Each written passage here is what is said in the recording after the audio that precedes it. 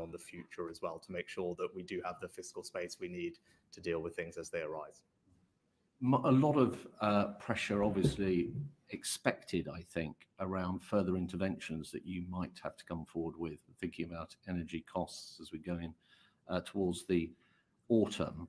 So there's that. There's also the fuel duty reduction that you brought in, but only for a year. Now, politically, it may be very difficult to unwind that. And a lot of commentators would say that that might well be an area where actually you might struggle to hold the line on that.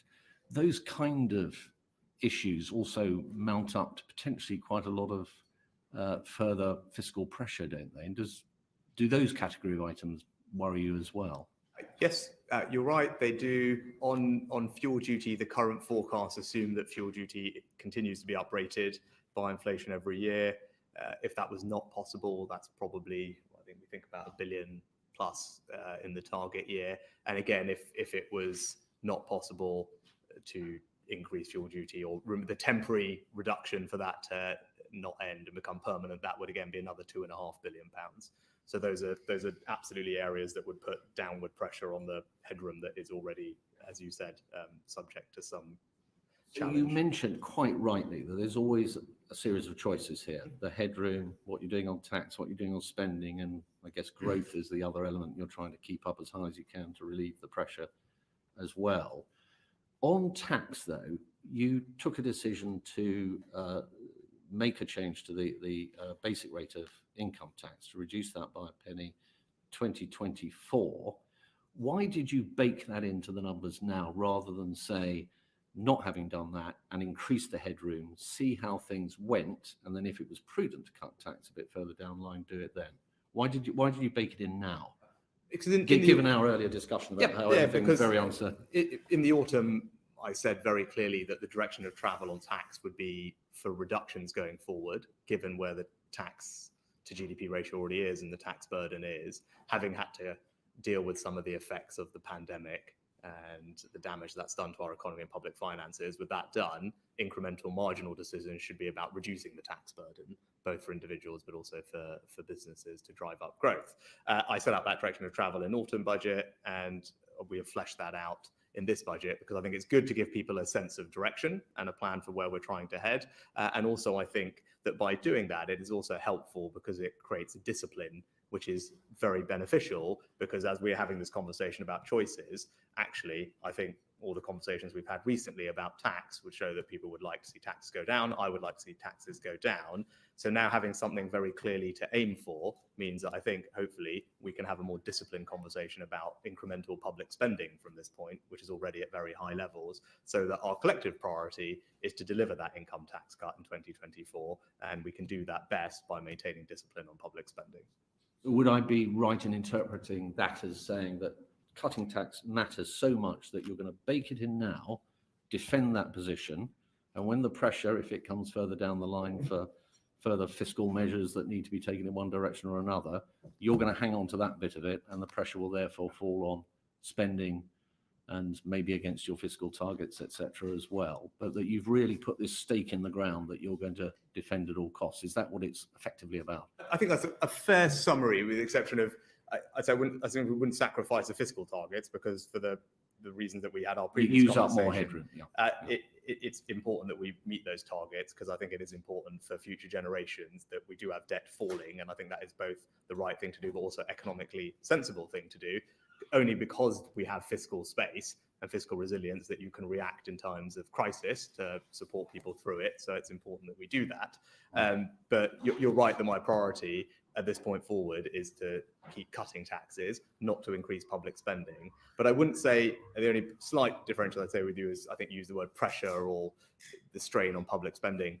Public spending is already forecast to increase at very significant levels over this parliament. And what we're talking about is just sticking with those very expansive spending plans. Just to remind everybody, public spending over the course of this parliament is going to increase by about £150 billion in cash terms.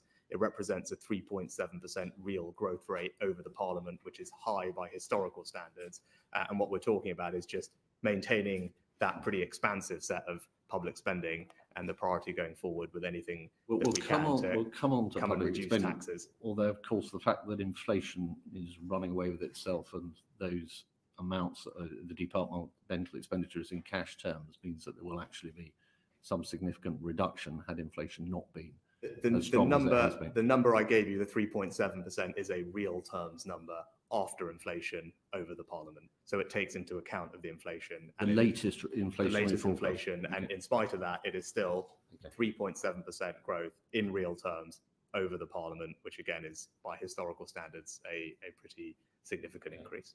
Can I just focus on the real terms cash number is 80 or 90, somewhere in that range. 88, right?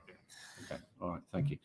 Just to focus on taxation further for a second. So overall, I think, would you accept that as a Chancellor, 2 years in the post, what you will probably have done by the end of all this is raise the tax burden overall? However, in this fiscal event, you have indeed gone back in the other direction. You've started to push taxes down, but overall, the tax burden will have increased.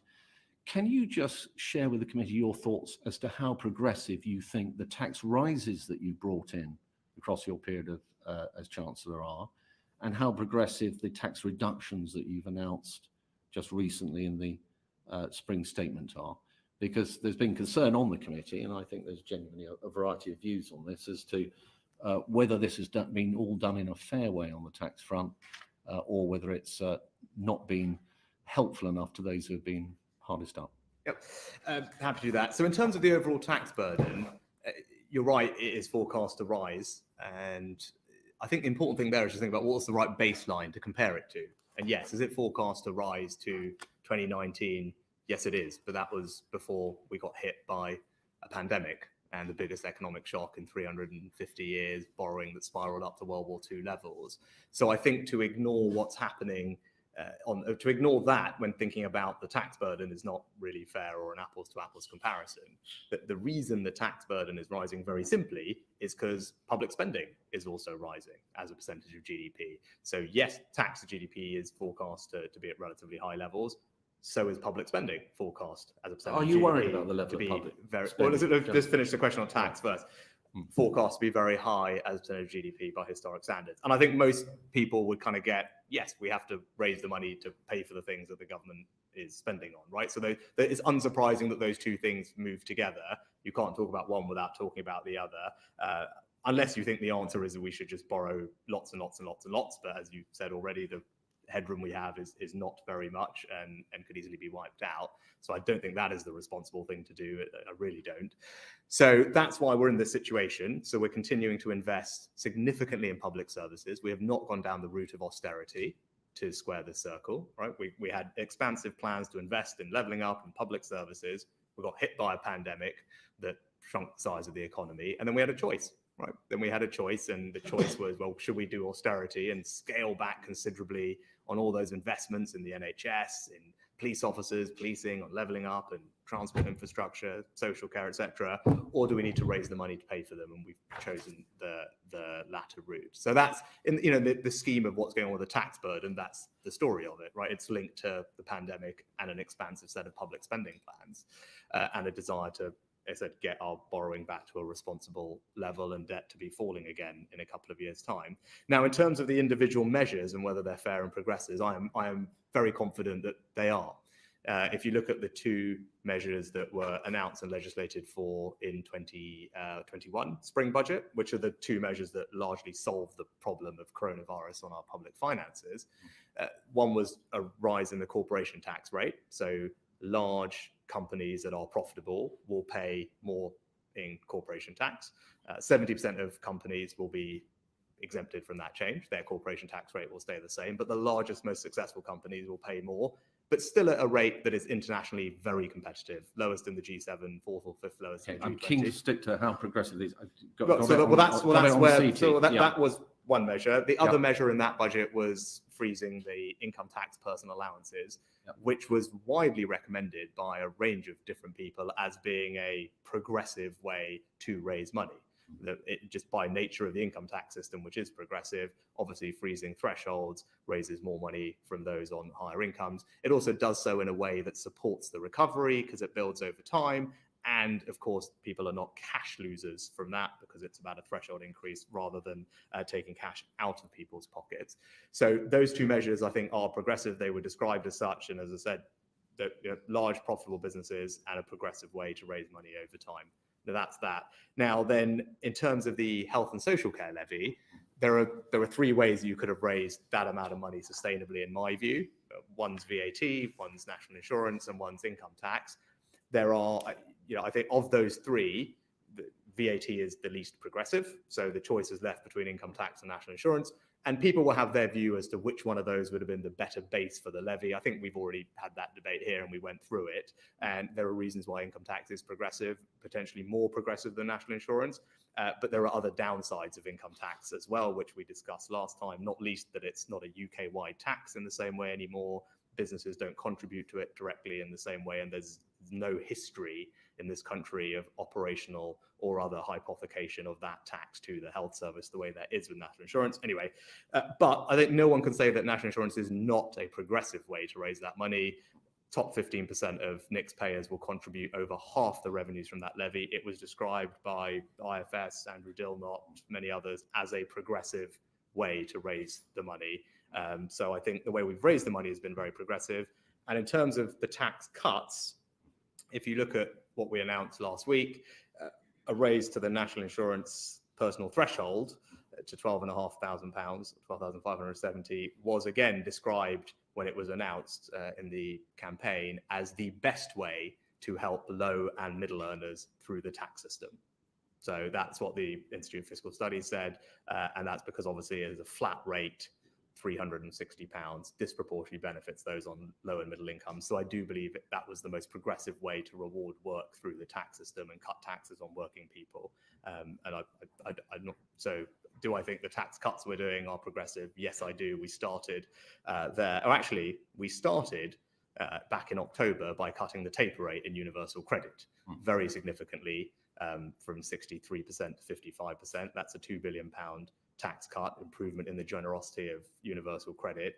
That disproportionately benefits those on the absolute lowest incomes in a universal credit. Universal credit is generous? Hold on, can I? So I'm sure we'll come to other members, but so Chair, in terms of those are the two personal tax cuts that we've announced in October and just now. I do believe they're progressive, and that's the reason. All right, Dan. I was just going to say, and obviously we published our normal distributional analysis, which shows that the decisions taken since 2019 will by 2014, where we'll be at the end of the Parliament, which shows that the impact of tax is progressive as a percentage of net income by decile. So, okay. So for what it's worth, personally, I would probably accept most of that. But if we pick up on your point about the taper rate, so the taper rate, you're right. If you're in work and on UC, that's quite a valuable boost to your income. But if you're not in work and you're on UC or other benefits, what was it in the statement that you've just delivered that if I'm in that situation gives me any cause for hope when it comes to the cost of living crisis? I think first of all, for those on UC, it's important to remember that I think close to 2/3 either are or can work.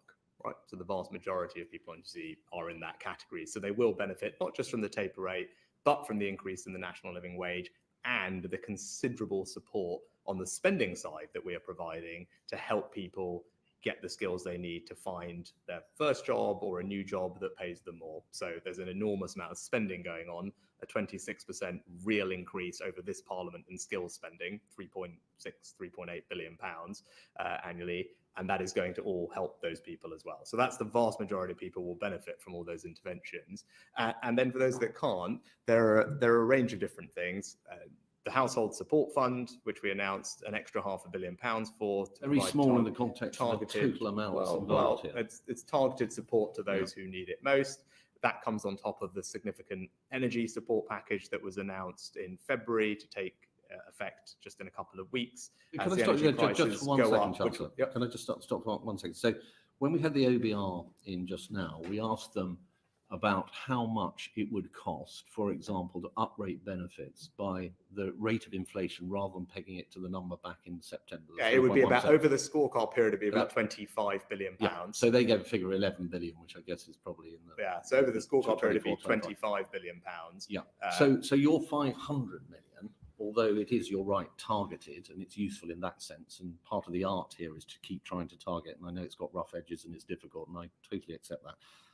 It is quite a relatively very small amount, isn't it, compared to the amount of money that it would cost to actually increase those benefits in line with, So if we just, what inflation is actually doing. if we just go through some of the other things, though, so there's obviously... But on that support point, fund. though, before Yeah, we go but on I to think, the other- well, there's also the increase to the local housing allowance that was put in place during the crisis and kept, which is worth about £600 to 1.5 million people, which is an extra billion or so pounds. That this year there's £670 million to help about 3 million people with their council tax payments already in place. And the energy package is disproportionately beneficial to those on the lowest incomes or not in work as a percentage of their So there are household various budgets. things going on, but we can't really get away from the fact that if you're out of work and in benefits, there was very little really in the spring statement, particularly when you take into account the number that you've just shared with us and what the OBR told us earlier about the cost of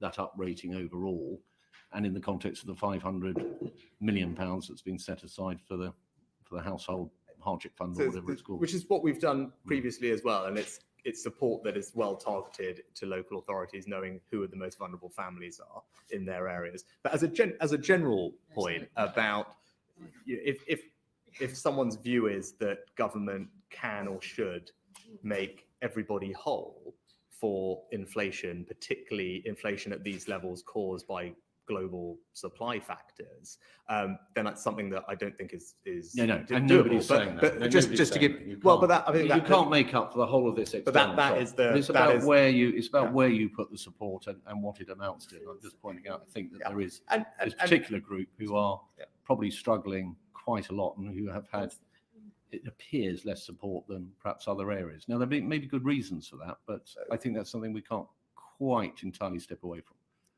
And then these are all choices. So and the choices that we've made are to cut fuel duty, because given the cost of petrol and the vast majority of people reliant on their cars, that's a very significant £2.5 billion tax cut that's come in and will benefit the vast majority of people, and everyone who is using their car. To cut the tax on working people by £6 billion, £330 a person for 30 million people in work. I think it's the right thing to do, particularly because some of the other things we've had to do have increased the tax burden, as we've previously discussed. So it's right that there is a priority there to start now cutting taxes for those people. And so I do think those are the right things to do, and there's targeted support that we've provided to those that you've described, but also an enormous amount to help people move from welfare into work, both on the spending and on the tax side, which ultimately is the most sustainable route out of poverty. On the uprating to benefits and this point about it being pegged to September, 3.1%, inflation is heading, as we know, towards 8%, could be 9%, even more. Did you consider any measures along the lines of trying to smooth that pain across from the September reference point to the next September reference point? Were there any approaches that you potentially had in mind there? And I'm curious as to why you might not have explored that or done something around that particular issue. Well, there's an operational question, which Dan can speak to in a second, where there is actually just a 4 to 5 month actual operational lag between a policy decision and the system being able to implement it, because of how the DWP systems work, so that it is actually not possible to do it in a short space of time, actually, in the first instance. And one of the systems, I think, can only do it once a year in any case. And secondly, it kind of goes back to the broader point that we were discussing earlier, and that's about borrowing, right? And what is a responsible amount of borrowing at a time when we are worried about the macroeconomic outlook, particularly with regard to interest rates and inflation. And we are already now forecast to borrow in this forthcoming year about 60% more as a percentage of GDP than our post-war average, almost 20% more as a percentage of GDP than we were forecast to borrow in October. So it's already a significant amount of borrowing. And my job is to make the right long-term decisions. And my view is that an excessive amount of borrowing now is not the responsible thing to do. It's not the responsible thing to do, both for the short term, because it may risk actually stoking inflation even further, which is going to harm all the people that we're trying to help if we actually make the situation worse. And over time, having an irresponsible approach to borrowing and debt continuing to go up is not the right long-term thing. Nobody would advocate an irresponsible for the country approach to borrowing, and you've anchored your answer on borrowing. But taxation is the other balancing act here. You chose to lower taxes. You chose to make. You're talking about two different things. You're talking about 2022. But you're right. You could have put more relief into that out of work benefits. You're absolutely right. So in this forthcoming year, absolutely right. In this forthcoming year, we made a choice to cut taxes on working people. 30 million people in work will benefit from the increase in personal tax thresholds, disproportionately those on lower middle incomes. You're absolutely right. Someone else sitting here could have said, I'd rather spend that £6 billion on the welfare system. That's absolutely a choice that someone else could have made. Yes. And why did you make it the way you made it rather than? Because I think the other policies we've got to help people on welfare are the right approach to do that. They're more targeted. They help people move from welfare into work, and we're spending a lot and cutting the tax on the UC side to do that. So I think the mix of policies we've got is the right mix. And also, as Dan pointed out, the distribution analysis that has been published is very clear that taken together, the actions of this government over this parliament are highly progressive. Thank you. Thank you very much. Angela. Thank you very much. Afternoon, Chancellor. Afternoon, Angela. We're contemplating now the biggest fall in living standards since records began, according to the OBR analysis. And your spring statement has offset 1% of that, but this OBR is still forecasting a 2.2% fall in living standards over the next financial year. But that goes up to 6% for the poorest. Why haven't you done more to help those who are really going to struggle massively with this cost of living situation? I think, Angela, it's probably the same answer that we were just discussing with the chair. So there's probably not much more I can add to it. But on terms of the living standards analysis, yeah, that's right. Just so we're clear, the forecast drop on the way that they calculate it was about 3%. And the measures that we have put in place, significant measures worth about £20 billion, offset about a third. So the considerable action that we've put in place is offsetting about a third of the drop in living standards, which is a significant contribution. That's average. And the point I was making was actually that the poorest are hit harder. If I just get onto that. So, and actually the biggest contributor to that number is what happens. Well, first of all, it is all entirely driven by prices, right? So the entire drop in living standards is a function of the price levels, which, as everybody knows, are global in nature. If you look at where inflation was here and the most recent numbers, very similar to the Eurozone and lower than the US. So these are global forces that are causing this drop in living standards on prices. The combination actually of labour income and taxation is a net positive to living standards. And the energy price cap, as I said, is the biggest determinant of what this number will actually be. And the reality is none of us know what the price cap is going to be in the autumn. And there's an estimate in the OBR based on whatever. It will go up by 40%. That's the current estimate. That was an estimate that is already out of date. Yeah. And in fact, I think on the last numbers I saw last week, it was already about 10% lower than that from memory. It is incredibly volatile.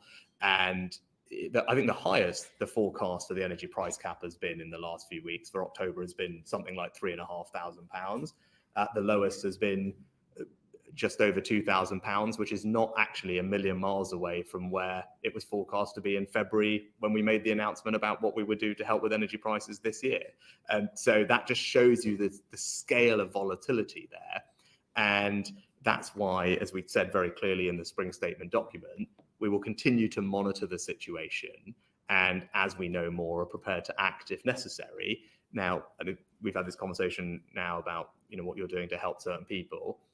Clearly, it is very difficult to sit here today and speculate on what happens to energy prices, therefore the biggest impact on living standards in the autumn, let's wait until we get there and then can decide on the most appropriate course of action. But I don't think anyone today knows what that appropriate course of action ought to be. Yeah, I mean, to sum up then, you've made a political choice to plunge 1.3 million people, including 500,000 children, into absolute poverty. On the figures we have now, that is what you've chosen to do in your spring statement. No, what I've chosen to do is ameliorate, on average, a third of the impact on living standards from forces that are clearly outside of my control, global in nature. We've come up with a package that is progressive in the way it's been designed, and crucially will not add to the inflationary pressures in a significant way, which would harm the very people that we care about and want to make sure that we do care for, and have put in place specific support to help them. Now, I totally accept you might have preferred to say, well, I would rather not cut taxes on 30 million working people. Don't put words into my mouth. No, but you said it's choice, right? So there's, and as the chair said, so there's a choice that people can make within a constraint of how much is a responsible amount to borrow. What I'm trying to do, I'm comfortable with the choices that I've made are the right ones for the country. What I'm trying to do is tease out your choices. I don't want you to speculate on what mine might have been. The issue here is that we've got people on fixed rates of income that are going to suffer very, very badly in the next period, whatever happens in October. For example, a single person caring for their parent whose main source of income is their carer's allowance of £67 a week. They're not going to be able to accommodate a huge trebled, quadrupled energy bill, are they? You've not helped them. Well, we've announced £9 billion worth of support in February to help people with energy bills. Social security benefits. Well, could I just answer the question? 12 billion in real terms, a minus 5% real terms cut in welfare and social security benefits doesn't seem the best way of approaching this vicious increase in the cost of living for those people on the lowest levels of income, fixed income. So again, we've just announced £9 billion worth of support to help people with energy bills. That is worth about half of the increase in the price cap in April. It will disproportionately benefit those on lowest incomes with smaller energy bills, and it's been clear that that's what it will do. We also thought very hard about those people with prepayment meters to make sure that the support we've designed will equally benefit them, and have been careful about that. And the Department for Business are working through the implementation of that. I'm very mindful of the impact on people in difficult circumstances or on low incomes, which is why I'm pleased that our policies are helping them. So if you take a single mother, for example, who's working full time on the national living wage with in rented accommodation, you know, that mum is going to be £1,600 better off, £1,600 better off as a result of the changes we have made on taxes and national living wage over the last few months and what we've announced last week. So that's putting significant money into the pockets of someone like that, who of course I know needs our support. But to your broader point, there are choices, and what I'm trying to balance between is what is a responsible amount of borrowing at a time when there's enormous uncertainty in the outlook. The risks are skewed to the upside, or the downside rather, but upside on inflation and interest rates. And within that constraint, how best to target the support. Now, you may say you would be happy, not you, or one may say if they don't like my choices, they would be happy to borrow a lot more. That's just not something that I think is responsible or sensible. I think it has the risk of stoking inflationary pressure, and I don't think it's the right long-term thing to do for the country. I think we need to be responsible with borrowing. I think we need to be getting debt down and borrowing under control. So that provides for me a constraint as to what is possible, and then there's a choice about where to target that support. And I appreciate people may have wanted to do more on welfare, less to cut taxes to people in work. Other people may have chosen to borrow lots more. Those are not the choices that I would be comfortable with. You've increased taxes for people in work. 7 out of 8 of those people who are in work are having a higher tax burden this year, and the tax burden is higher at the end of what you've done than it was. Well, actually, sorry, hang on. No, we should just do that. So, because of the increase in the NIC's personal threshold, 70% of NIC's payers will pay less tax than they would otherwise, and that is a result of the measures that we have. That is the result of the. Well, hang on, no. It's the net figure that matters. But that's We exactly, take it all into account in the thresholds. Sorry. that is exactly right. It is the net impact. So yes, the levy is coming in, but there's a very significant increase in the personal tax in the I'm talking national about insurance your personal entire threshold. period as Chancellor. You've increased. But you were talking about this 15 year. times. You're talking about this year, Well, which is obviously where the most of the challenge is with inflation over the next 12 months. 70% of NICS payers will be better off as a result of the way we've done the personal threshold increase, because it particularly targets those on lower middle incomes. As a result of you freezing in cash terms income tax allowances, everybody will be worse off. So you're being very partial in the way in which you're explaining this. You're only talking about this year's tax, the threshold increases. You're not talking about the fact that you've frozen income tax thresholds in cash terms. So levels of income tax and the burden of paying income tax for those who pay it goes up. You can't only talk about, Chancellor, one side of this equation and expect everybody to be fooled by the distorted view that gives of the tax burden. The fact is the tax burden is going up. It's going up. It was going up before the spring statement, and it's going up after the spring statement, is it not? So I completely accept that, and we had that discussion with the chair, and I actually went over in detail the measures we had put in place to raise taxes to fix the damage done by coronavirus. And I talked very specifically about corporation tax and the freezing of income tax, personal tax thresholds. I was pretty transparent and open about that today, as I was at the time that we did it. So I'm not remotely saying that that's not happening. Well, I'm also confirmed that is a progressive thing to do. And the conversation that we started this session with talked about actually the space we have against our fiscal rules is relatively modest given the outlook. So yes, is the tax burden forecast to rise? As we discussed previously, it is forecast to rise because we are continuing to invest strongly in public services, whilst to the tune of 3.7% real terms growth, at the same time as recovering from a once in 350-year economic shock. And to focus on one without the other, I don't think is reasonable. You style yourself as a tax-cutting Chancellor, but you're not, are you? I've not actually said that. What I've said very clearly is I'm a Chancellor that's had to deal with a pandemic. And I've dealt with the pandemic. And then given the damage that the pandemic has done, with a desire to continue investing in more nurses, greater social care investment, more police on the street, levelling up, the choice we had was to either cut public spending significantly or to continue to deliver on our plans to improve people's quality of life through all of those things, but make sure that it's paid for as we continue to get our borrowing under control to a level that I believe is responsible. And that's why the tax burden is going up. So I'm sure if I'd taken a different decision and we said, well, we'll just slash public spending to get there, you'd probably be the first person to say, hang on, all this austerity is back, right? So the two things go together. The taxes are paying for very significant increases in public spending. The reason the burdens had to rise is because we've been hit by a once-in-a-century pandemic, a once-in-a-350-year economic shock, highest borrowing since World War II. I don't think it's reasonable to divorce those two things. They're intricately linked. And then I've been very clear, though, from the autumn, from this point on, now that that repair work has been done, the priority going forward is to reduce taxes. Now, let's see where we get to over time, but the priority with the marginal pounds from this point is to reduce taxes. But yes, after having taken some decisions to correct the damage that was done. That's the story of it, as plain and simple as that. I don't think anyone's trying to overclaim anything beyond that.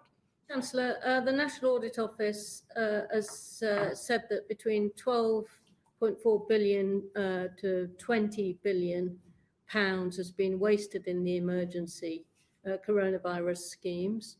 The Treasury has no knowledge of or little in the way of the consequences of fraud to our economy and society. That's a fair comment, isn't it?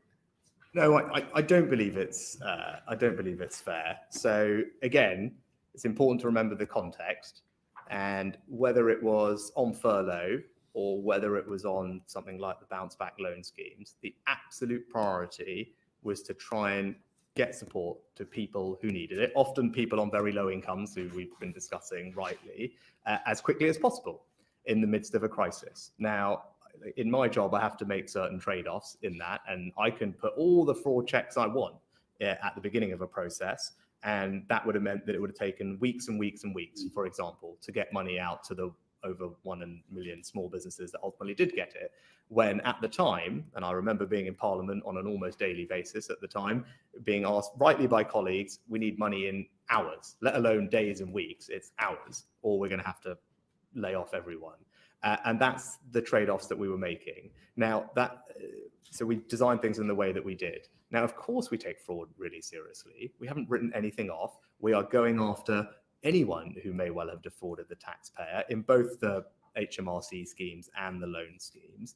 We invest, and we started taking action on this over a year ago by investing extra money, 100 million pounds into HMRC to hire an extra 1,200 people to do this, the Taxpayer Protection Task Force. Therefore, they've already recovered £500 million and a forecast to recover at least another billion or so plus. We will update on how all that work is going in the coming months, but my sense of travel is we are doing a good job in getting the fraud estimates actually down to a level which will end up being, I think, in the context of what we're dealing with, acceptable. And on the bounce back loan side, because of the measures we've put in place, we've blocked £2 billion worth of loans. There's dozens of arrests that have been made. We've taken new powers to strike people off, the directors list. And again, we're creating new data and fraud analytics to go after people. And there was more money announced for all of that last week. But Dan, Lord Agnew pointed out in his evidence to us on this issue that between 1,000 and 1,500 companies lent bounce back loans didn't exist previously to the pandemic, and that wasn't even checked before they were given any loans. He estimated that 4 billion lost. If the average loan was £40,000, there would have been 100,000 occurrences of fraud, and you've made 49 arrests. The fact is that if you did more about fraud, there'd be more money to spend on helping your priorities or my priorities, whoever priorities were available. This is an anemic, complacent response to the expenditure of public money, isn't it? No, I completely reject that. And actually, I think we've paid out on fraud claims on bounce back loans 20-30 million pounds so far, because we are aggressively making sure that we don't pay out unnecessarily. Why did Lord Agnew, your own minister, resign in frustration at it? That's a question for him. What I know is that the estimate of fraud losses from bounce back loans actually has gone down by a third.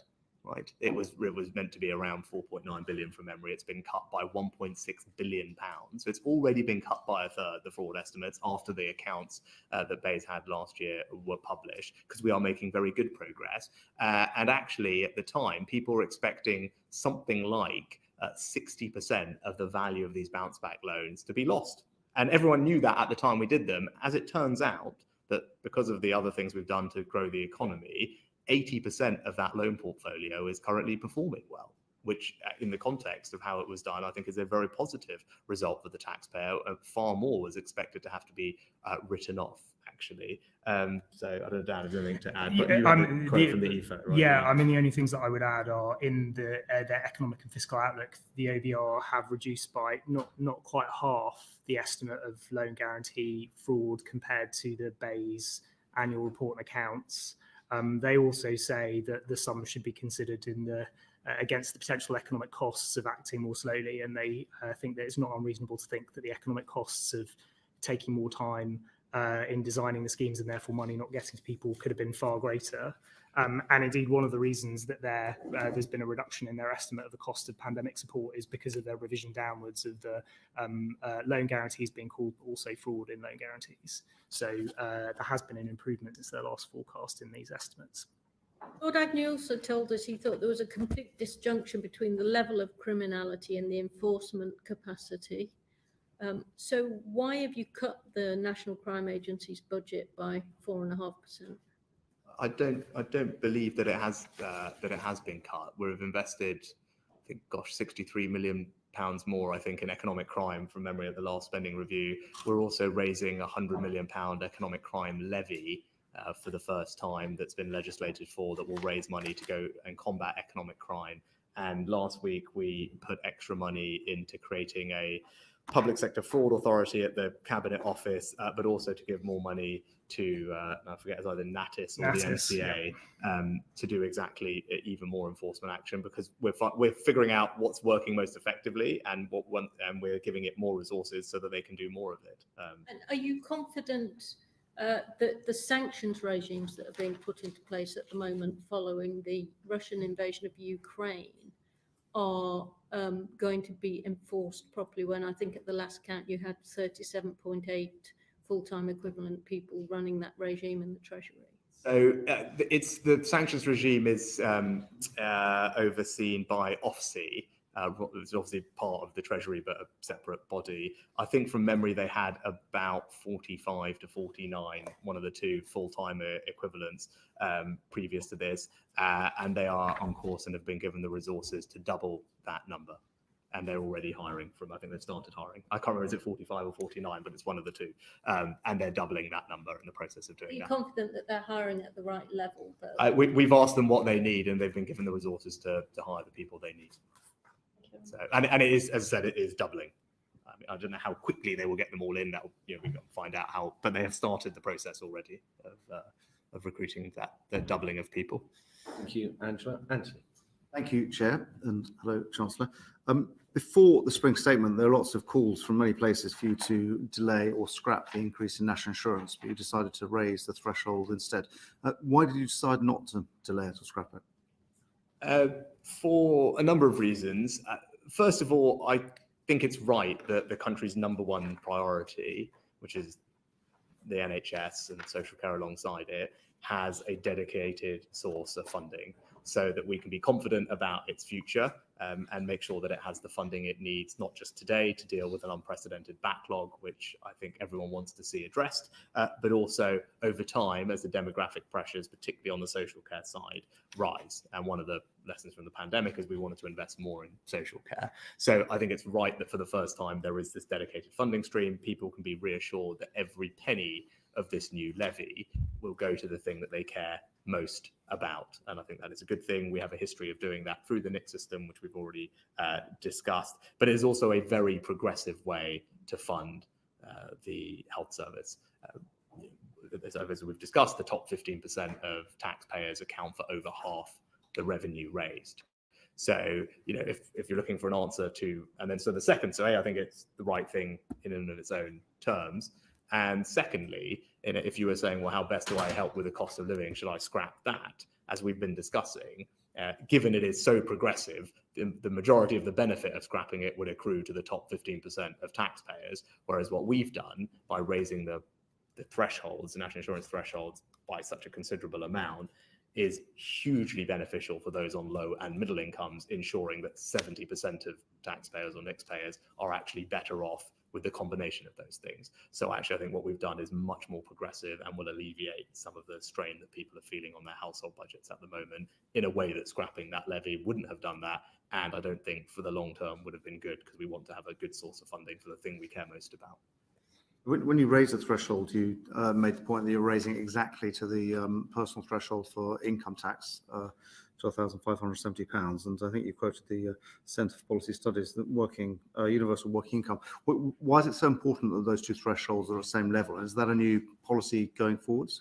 Well, it was a manifesto commitment that the government made and the Prime Minister announced in the election campaign, so it's nice to be able to fulfil it. And the reason it was there is it's because two things. One, it is a very progressive way to reward work, make sure that work pays, cutting taxes on working people, but doing so in a way that disproportionately benefits lower middle incomes. But also it represents a simplification of the tax system in a sense, because we had a situation where unearned income was, or earned income rather, was being taxed before unearned income because of the misalignment of those thresholds. And this is a simplification of the system. So now it's just easier for people to understand. For the first £12,570 that I earn, I won't pay a penny of national insurance or income tax. You mentioned just now, but obviously that many times previously, that the increase in national insurance, the health and social care levy, is hypothecated for the NHS and social care. you've now reduced the threshold, which will mean less income. Does that mean there'll be less money for health and social care? And for a couple of reasons. Firstly, we've set those budgets, and they are the budgets. So the health and so the NHS and social care will receive the budgets that they were given at the spending review, and all the fluctuations up or down and the levy revenue over the short term will be absorbed more generally. But then more specifically, actually, the vast majority of the levy revenue was raised above the £12,500 level. So it's just a few £100 million, so that's 600 million from memory, that was raised below, and that is essentially broadly offset by a slight increase in the forecast revenues from the levy in general. So in general, there isn't a massive change, but even if there was, there is not a penny less going to the health and social care system. So in what way is it actually hypothecated? If the budget's already set, then it doesn't... But it's hypothecated, and then we set a budget based on that. But I don't think it would be right for the NHS and social care budgets to be cut in the middle of a period if, for whatever reason, the levy revenue came in lower. But over time, it is a hypothecated revenue stream. But I think for public policy and planning purposes, it's right that you'll have periods where it's set, and then they can be adjusted at the next spending review cycle. You obviously you're trying.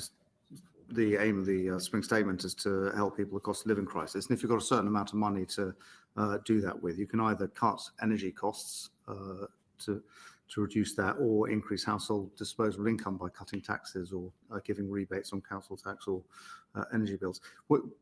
Why have you decided to strike the balance where you are? Do you think it's better to help people have increased household incomes, disposable incomes, or to reduce energy bills? Because the risk of reducing energy bills, obviously, is that you encourage people to burn more energy. Yes, I think there's different ways to do it. I think it's right that we have a targeted response to the one specific factor which is causing the bulk of the increase in people's costs, and that is energy bills. So I think it's probably reasonable that there's a very clear policy response to that. Arguably, you could do it in different ways. I think having a direct response to that is sensible, and we've set out our way to do that. £9 billion, which will help lots of people with about £350, about half the increase.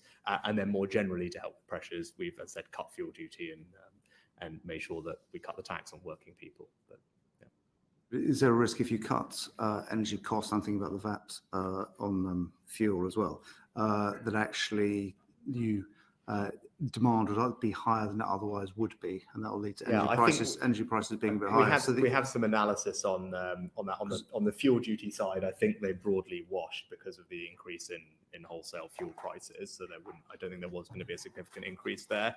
And on energy bills, in the short term, there's a degree to which people don't have an enormous amount of flexibility, right? There's obviously some flexibility and people can adjust their consumption a bit, but the big savings come from installing things like energy efficiency measures in your home, which can save quite considerable amounts over time, £300 a year. But in the short term, it's felt that there's not a huge amount you can do about your immediate energy bill within, other than making some short-term adjustments in how much you need, and obviously weather, which is outside of all of our control. Okay, that's all my questions. Thanks, Anthony. Alison, please. Thank you, Chair. And moving on to energy bills, Chancellor. For many people up and down the country, there is no option really to put solar panels on their houses. They can barely afford to heat their homes and keep the lights on as it is. So could you tell me exactly how your Heat Now, Pay Later scheme will work for people on prepayment meters? So let me take both things, actually, Alison. So for prepayment meters, about 60% of them, from memory, we can do through direct debit, and it works automatically, so they'll get the benefit automatically. And for the remainder, there's a range of different things that we can do. One is by providing what's called, I think, a smart access code, which is provided to a number of retailers, which they would go to use to get their top up, or in the extremist, you can do direct checks or vouchers to their home. These are the same things that were used when this was last done in about 2011 from memory, and it's something that we put a lot of thought into, and BEIS are currently in the process of working with energy suppliers to make sure that all those people do benefit from it. And with regard to your broader point on energy saving materials, you're right. Not lots of people can't afford solar panels. Although the VAT measure we've put in place will help, for a lot of people that obviously will not be suitable. But I think what we're doing for those people is actually spending lots of money to help upgrade their homes. There's two main ways that we do that. One is through the energy bill system, through something called the Energy Company Obligation. That funds through our bills, about £1 billion a year, which upgrades, I think from memory, about 300,000 homes a year. And again, and those are particularly people in fuel poverty, exactly the people you're talking about. So that's one thing we do through the bill system. The other thing we do with government spending, part of all the reason government spending is going up, is that we're spending about £3 billion over this parliament to upgrade the energy efficiency of about 500,000 homes. Again, those will disproportionately be people in social housing or in fuel poverty. There's grants of up to £10,000 or £25,000 at no cost to the tenant, and they will deliver bill savings on average of about £290 to £300. So those are how we're helping those people to improve the energy efficiency of their homes. Scotland is already much further ahead than England in terms of energy efficiency measures, so I don't need to hear particularly much about that. But I think you've confused two things, Chancellor. People on direct debit and people on prepayment meters, that's two different sets of people. Could you explain to me how somebody on a prepayment meter will repay this £200? So, sorry, I got the numbers the wrong way around. It's 40% of people already have remotely accessible smart meters, right? And so the smoothing credit will be applied automatically to them. And then for the remainder, it's through the special action message or the other methods that we have to do it. And that, I mean, I think that, again, we've been through that with BEIS and are comfortable that can be delivered. Because it will be applied automatically because they have meters, even though they're prepayment meters, they're remotely accessible. So it can be applied that way to those 40%. And then for the other 60%, you have to go through one of these other methods I mentioned, which is either, as I said, special action messages, SMSs to their phones, credits at the stores, which they go to top up, or in extremis, checks in the post. Some people on prepayment meters are on those prepayment meters because they weren't able to keep up with their bills, and they're paying back debt to energy companies at a higher rate than people who are on those direct debits. Will that money go to top up their bills, to allow them to pay for energy, or will that go onto their debt? And how will those two things? That is one of the things that BEIS are working through at the moment with citizens groups and the energy companies to see how best to allocate that cash. So I don't have a specific, I can get back to you, but I think that's one of the things that right now they're going through the implementation of. When will that be done? I don't know if you know, I don't have the exact, it's a BEIS-led process, Alison, so apologies, but I will get this data. It was your announcement, it would be useful to know how it worked. Yes, but obviously the operationalisation of that is being done by the Department for Business, but I'll happily write to the credit is supposed to be applied in October, and there's a statutory consultation period, which from memory, I want to say takes 8 to 12 weeks. Yeah. So I would say it will be in the summer that the exact delivery mechanism will be confirmed, but we can write to you to confirm details. And will it go against debt, and will it be an additional credit? That's one of the things that they are working through at the moment with people, and there's reasons that there's different ways that they might want to do it, but they're in conversations right now about There's no opt-out to this £200 heat now, pay later scheme, is there? No. So people who are already in fuel debt, who are on prepayment meters because of that debt, are being asked to take on another £200 of debt from you. No, actually, I think it's wrong to describe it that way, and I think it's also, I'd say, gently, it's wrong to worry people that that's what's happening, because it's clearly not what's happening. Actually, it's not.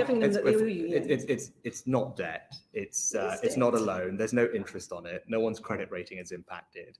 What it is, and particularly for the people that you're talking about, Alison, who are struggling, it's saying, hang on, we can't make all of this problem go away, and ultimately we are all collectively having to adjust to higher energy bills. But trying to do it all in one go is tougher. So instead of having to come up with £200 all in one go, let's spread that cost over 5 years so that your family finances can come up with £40 a year over 5 years rather than £200 all in one go. That's what it is.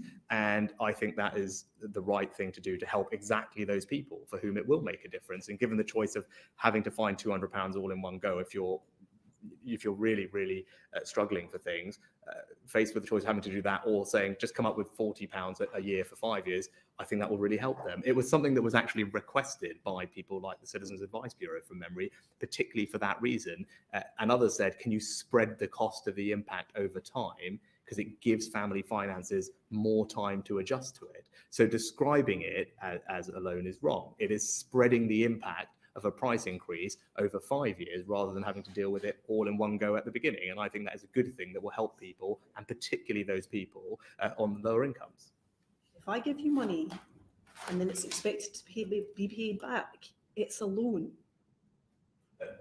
The money You're asking it to be paid back. That's because of the mechanism. At a time in the future. The mechanism of how. So what we're doing is saying you don't have to come up with £200 this year because that's a lot extra to deal with. Instead, it's £40 next year, and the next year, and the next year, and the next year, and the next year. Well, if you're talking about the people that you were who are really struggling to make ends meet, do you think they'll be better off having to come up with £200 in one go or £40 a year over 5 years? I think they're better off with the grant, Chancellor. Well, that's a different question, and that gets back to our point on what's an acceptable amount of borrow.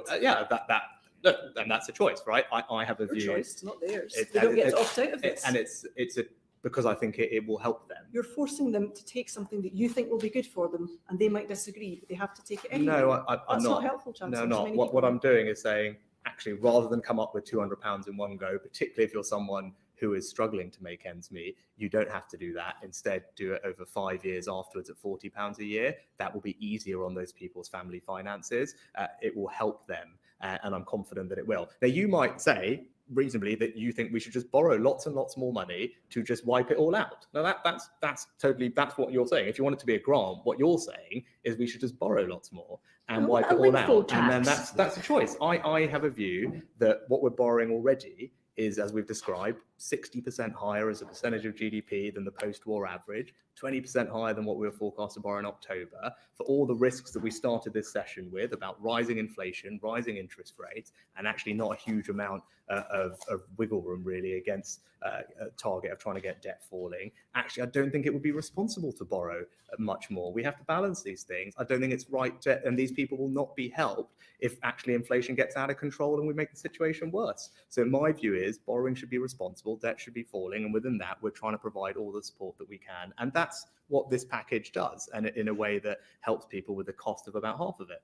And so these are people who are already struggling to keep the power on in their house. They're already rationing what little power that they use. These are people that are not able to boil the kettle because they don't have the money to pay these bills. I think between... Chancellor, for people in prepayment meters who are paying that debt, for every £10 they top up, they have to pay £5 back already to their energy providers, and you're giving them an extra £40 a year debt over 5 years. That's not fair, is it? I think when you say you want people to opt out, I think They what you're should have saying. a choice. Well, the They choice should have would a be, choice, and you're not giving them a choice well, here. because we can't do a universal thing for 30 million people and provide individuals with the ability to opt out and track it. There isn't an operational way to deliver that at all. Given the widespread impact that we've all been talking about and the cost of living, it seemed better to err on the side of being generous and making this available for everyone.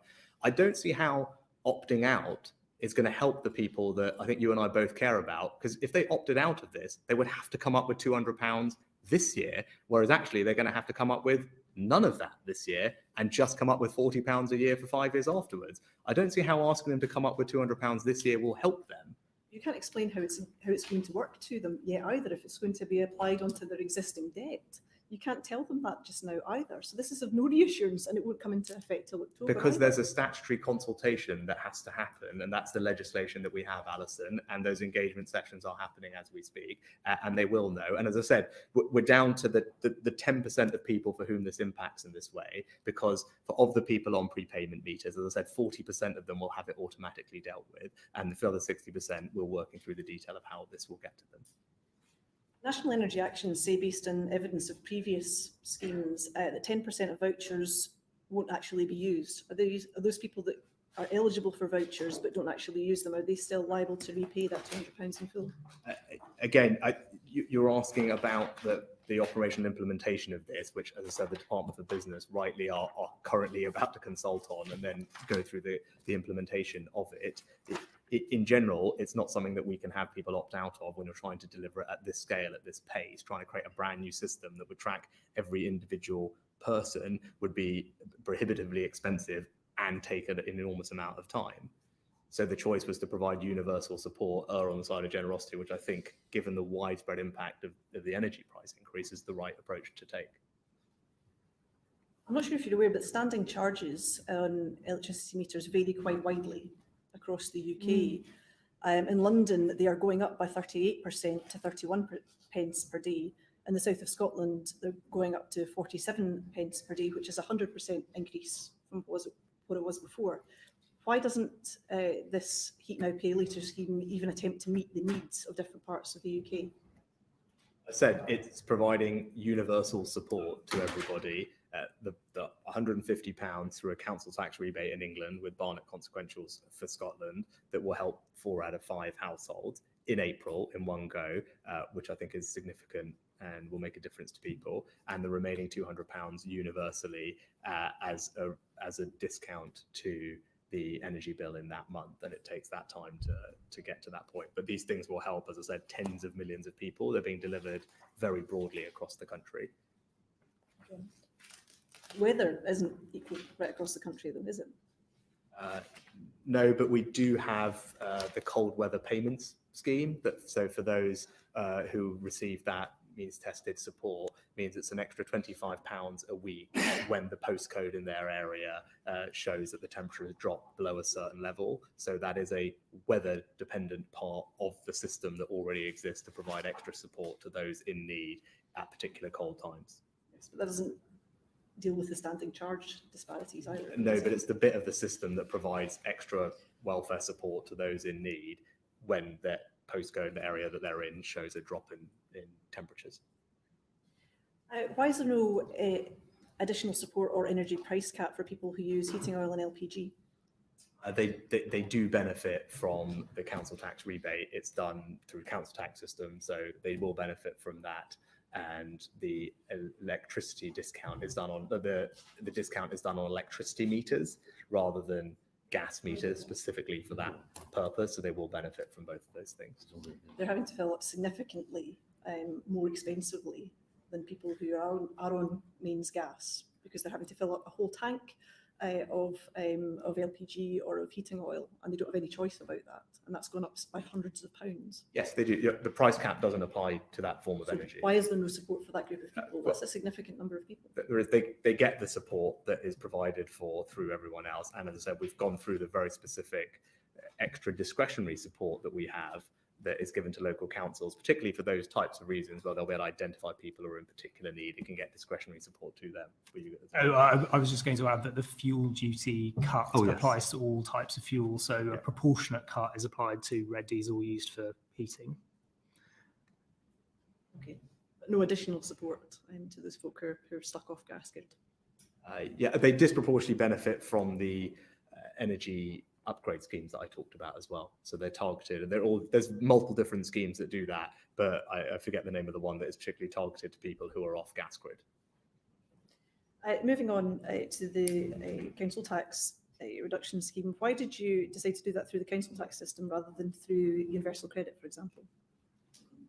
Because I wanted to make sure that we helped those people on middle incomes as well, given the scale of the challenge that they face. This is not just people on welfare who are going to be impacted by the increase in energy bills.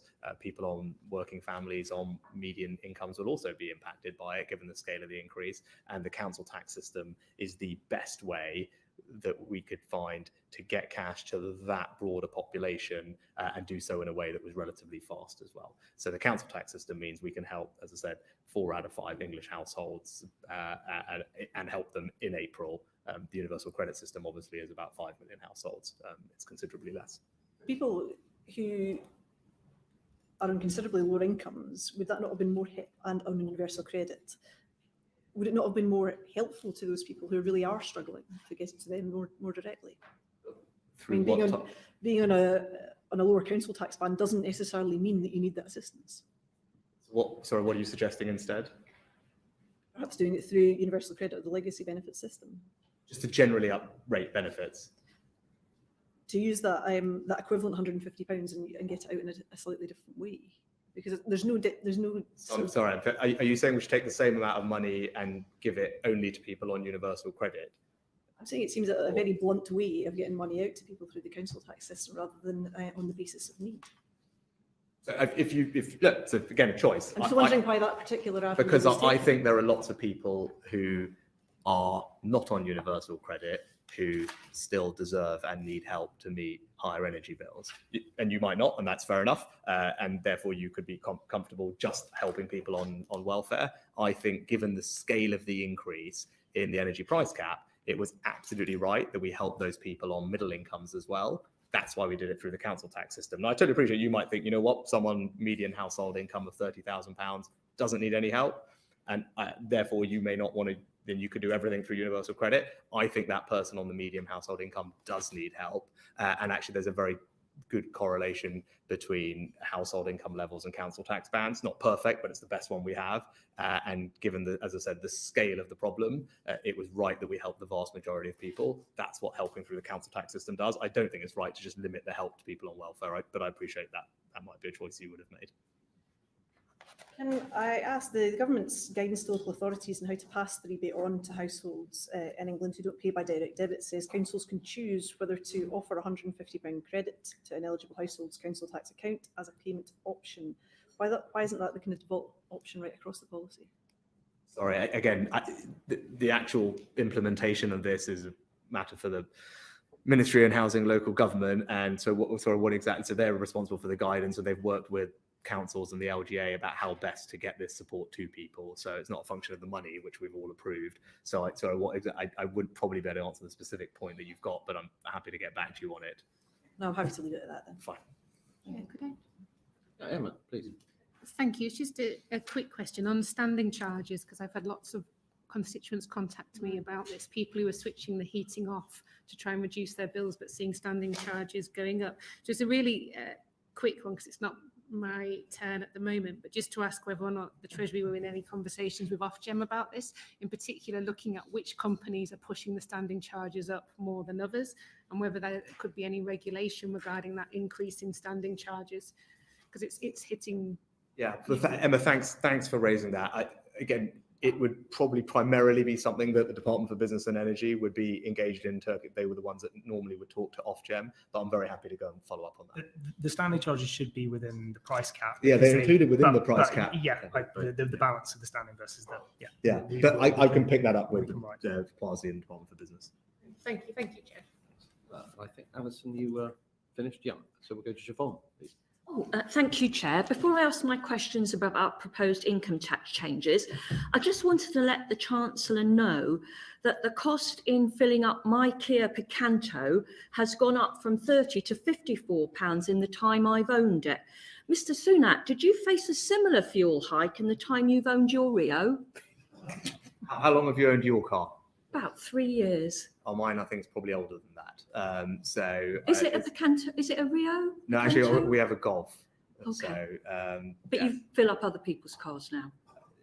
Yes, actually, I was an employee at Sainsbury's. Yeah. I was being a visit, and very grateful to Sainsbury's for passing on the fuel duty cut very quickly, as did a couple of other retailers straight away, which is great because as you made the point, people's petrol bills are rising, and they're rising because energy prices globally are going up, partly in response to Mr. what's Sunak. happening. Well, if I could finish answering that question, since you started. No, I get to answer the questions. I'm sorry. Okay. Mr. Sunak, are you a fiscal illusionist?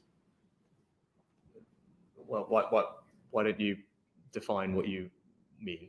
Well, we have a tax burden rising to the highest level since the 1940s, the worst fall in living standards since the 1950s, public sector net debt reaching the highest level since the 60s, and real earnings growth facing the largest one-year drop since the 1970s. But you gave absolutely nothing for most people, particularly the most vulnerable, in your spring statement. I fear, unfortunately, and apologies that this may become repetitive, but your list of things didn't mention the fact that we also experienced a once-in-a-century pandemic, biggest economic shock in 350 years, and borrowing that spiraled up to levels that we hadn't seen since World War II. So to repeat the previous conversation, the reason that the tax burden is rising is a direct result of the fact that the government is continuing to invest very strongly in public services across this parliament at historically very high levels, at the same time as recovering from the shock of the pandemic and choosing not to go down the route of austerity. So most people understand that the government needs to pay for the things that it is spending money on, and so tax burden and spending are largely, if one's high, the other one's going to be high, and that's where we are with that. And in terms of the direction of travel going forward, as I've said, with that work out of the way and those decisions having been taken, the priority from the autumn onwards is to use whatever marginal pounds, the marginal space we have to cut taxes from this point. Notwithstanding the fact we have had to take corrective action to solve these problems that were not on your list, but the direction of travel going forward is to cut taxes. Now, all those other stats about inflation, living standards, yes, we, along with most other developed economies, are experiencing high inflation as a result of global forces. Now, that is happening in Europe, it's happening in the US. It's a result before the recent couple of months as a recovery from coronavirus, which was very clear and apparent in goods prices particularly, and then has been accentuated by the crisis in Ukraine, which is causing an upward spike in energy prises. So those are the things that are driving not just no other country here, in the but also elsewhere. No other country in the G7 or the wider G20 is increasing people's personal income tax at a time when prices are rising. In your statement, you pledge to cut income tax tomorrow, whilst raising national insurance today, widening the gap between the taxation of earned and unearned income, and the net result, according to the IFS and the Resolution Foundation, is that everyone earning below £34,000 a year will be worse off. Why did you prioritise your ambition to have a reputation as a tax cutter over helping people really worried about heating their homes or feeding their kids? So actually, again, 70% of taxpayers will be better off as a result of raising the national insurance personal tax threshold, and we are choosing to help them by doing that. As I said, it's the best way to target. That's misleading, isn't it? Because it's the net result that matters, and your so-called tax cuts only marginally reverse the historic hikes that you are already imposing. We're talking very specifically about this next year in answer to your question about helping people deal with some of the rising cost of living. 70% of taxpayers will be better off as a result of the net impact of both the levy and the increase in the personal tax threshold. It's beneficial disproportionately for those on low and middle incomes. If we do the maths, when you add up all the proposed tax increases, I think, Siobhan, you're talking about over the Parliament, but yes, we've already had that conversation. With respect, you don't decide what questions we ask or how often we ask them. But I'm not saying that let's do the maths, though. When you add up all the proposed tax increases and subtract your fuel duty, income tax and national insurance threshold pledges, the net result is a 3.3% rise in the tax to GDP ratio between 2019-20 and 26-27. Is that really a cause for celebration? No, it's a reflection of the fact that public spending is also over that period going to rise by over 2 percentage points of GDP, from around 39% to around 41% from memory on the total managed expenditure definition. And as we've discussed, government has to pay for the things it's spending money on. So as public spending rises as a share of the economy, unsurprisingly related to that, the tax burden is rising to pay for that public spending. That's what's happening. And the reason that's happening is because we have stuck with ambitious investments in public services at a time when the economy is suffering from the effects of coronavirus. And therefore, rather than cut public spending, we're raising the taxes to pay for it. Finally, I just wanted to ask about the proposed timing of the income tax cut in 2024. I wondered why this particular date was decided, and if you believe it's good economic management for a Chancellor to determine his fiscal policy decisions around the general election cycle, or do you think it just makes people more cynical about politicians? No, what I think it does do is provide a direction of travel, which, given you've just asked about the tax burden being very high, which I agree with, and I'm very keen to see people's taxes come down over time from this point. I wanted to make sure people realise that was a serious commitment. We started in October with the cut in the universal credit taper rate. We continued that work last week with very significant tax cut, personal tax cut by raising national insurance threshold, £6 billion. 30 million people will get £330 up to tax cut as a result of that. And to show people that we are very serious about continuing to do that and prioritising it, we've put it in the numbers to deliver at a time when we are forecast to be meeting our fiscal rules, where inflation is expected to have abated. And it's right that we have, I think, discipline in the system so that we are focused on delivering reducing the tax burden rather than prioritising more public spending. So I think actually it's an expression of that. And it's not at all uncommon for chancellors, both on the business tax and on the personal tax side, to announce things a year or more in advance of them coming into effect. That's happened previously on income tax, and it's happened particularly on business tax as well. Do you think people are stupid? I think people will see that. You think yes, people aren't going to see through this? No, I think what people will see last week is that we cut fuel duty, which will help save them money when they're filling up their cars, that we created a tax cut for 30 million people worth £330 a year, which will really help, and that we continue to be committed to carrying on cutting their taxes over time. And that's the priority of the government. In the general election year. Thank you, Chair. Thank you very much. And Anthony, please. Thank you, Chair. The cut in VAT on the cut in fuel duty rather on fuel. Various people criticised it, saying it would compromise the government's net zero target of reaching 2050. Do you think it will? No, we have a very strong record on reducing carbon emissions. I think we've done, compared to the G70, about 40% reductions in carbon emissions since the 1990 baseline, compared to the other G7 countries have done about 5%. So our track record is very strong, and the Prime Minister set out a comprehensive and ambitious 10-point plan to help us get there over time, with investments, backed up by tens of billions of pounds of investment across the board in all the different things that we need to do. And particularly on the vehicle side, one might point to the investment we've put in, the numbers for which, about £1 billion on installing electric charging infrastructure across the country, charging grants for people, but also money for the new gigafactory, one of which has been announced. And could I just point to the ABR actually have something in their economic and fiscal outlook about the increased take-up of electric vehicles, reducing fuel duty forecast. So revenues are still quite substantially lower than they were forecast to be pre-pandemic. Only That's part of that revenue is due to to government freezes. overall. Yeah. Yeah.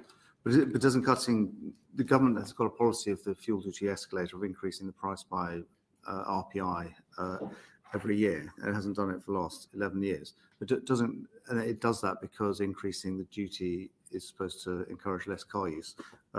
Presumably cutting the duty will encourage more car use. I mean, again, it's offsetting what is a significant rise in the cost of the fuel in the first place. And I think, I can't remember, I think those two things broadly offset each other anyway in the short term, because the increase in fuel costs is obviously quite significant. And I think it's the case for many people.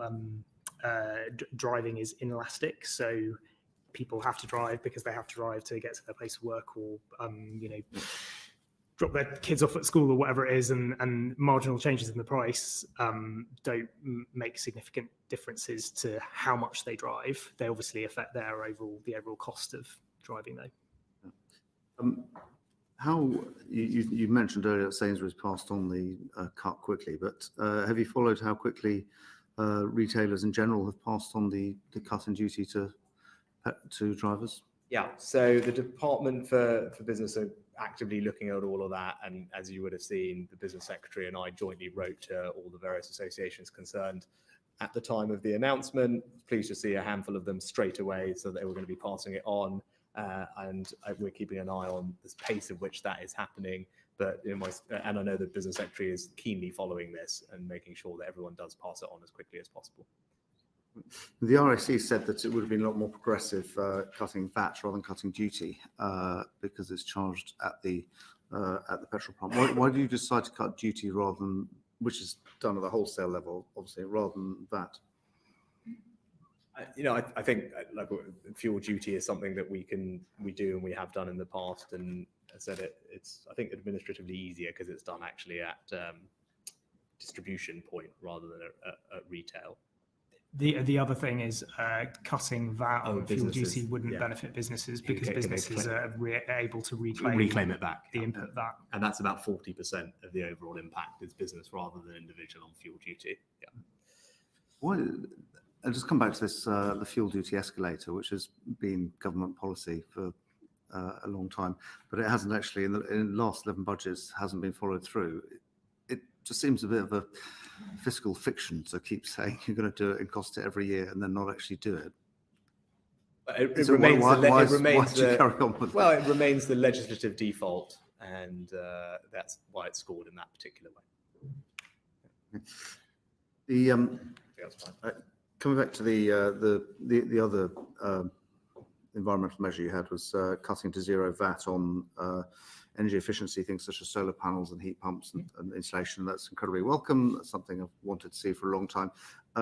That's not going to have much of an impact on people's energy bills in the short term, though, is it? Or in cost of living in the short term? And presumably, I don't know if you've done a distribution analysis on that, but it's obviously only going to be people who can afford solar panels and heat pumps that are going to benefit in the first place. Yeah, I think that's fair. It's something we can now do as a result of having left the EU, because the ECJ had prohibited us from doing it in the full generous way that it was originally envisaged. So that's a welcome change. It will mean about in total £1,000 saving on a typical solar panel installation, which you're right, they're not cheap in the first place, but they do save you about £300 on average on your bills every year thereafter. So there's a reasonable payback period to them. But I think in answer to Alison's question, the same point is to help those who can't afford to do that. We have these two systems, one through the bill system, the energy company obligation, that is about £1 billion a year to do exactly that for those people in fuel poverty.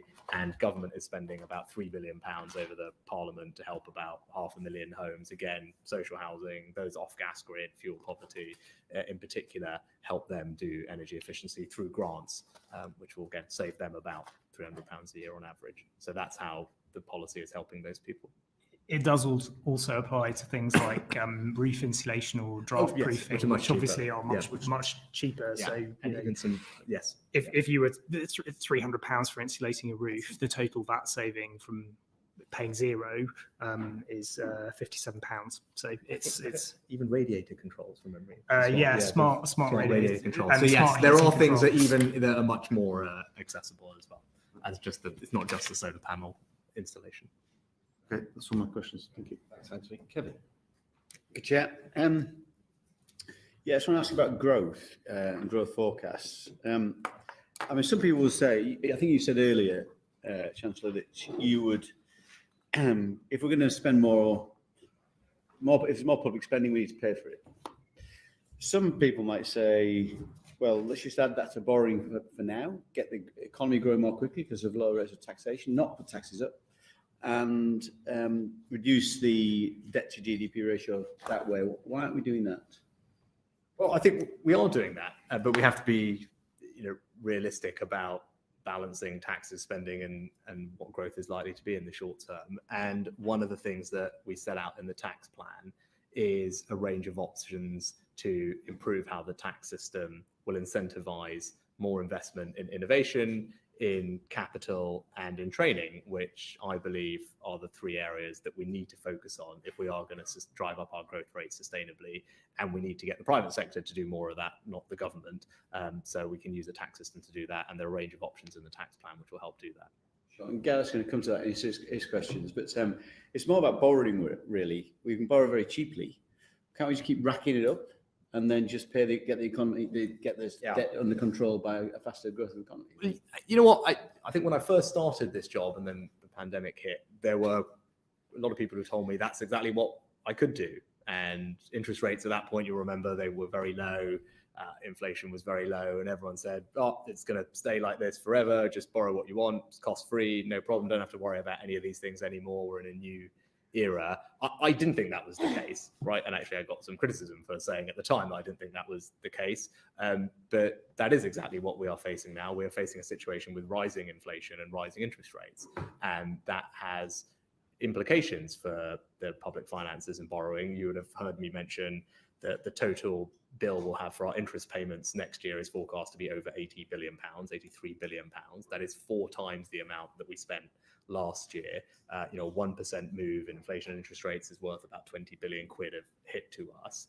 I don't think it's right to assume that you can continue to borrow and that is cost-free or risk-free. We've talked about our headrooms already. And my view is we need to be responsible with borrowing, responsible with debt, not least because that means that we can help in the future when shocks come along, but also in the short term, we don't want to make this inflation problem worse. And actually more government borrowing in the short term has the potential for making the inflation situation much worse. And that would potentially force the Bank of England to put up interest rates. That would have an impact on everyone, for example, who had a mortgage. 1% increase in a typical mortgage outstanding over time is worth about £700 a year. Right? So we have to be very mindful of all these things. So just borrowing more is not cost or risk free. Okay.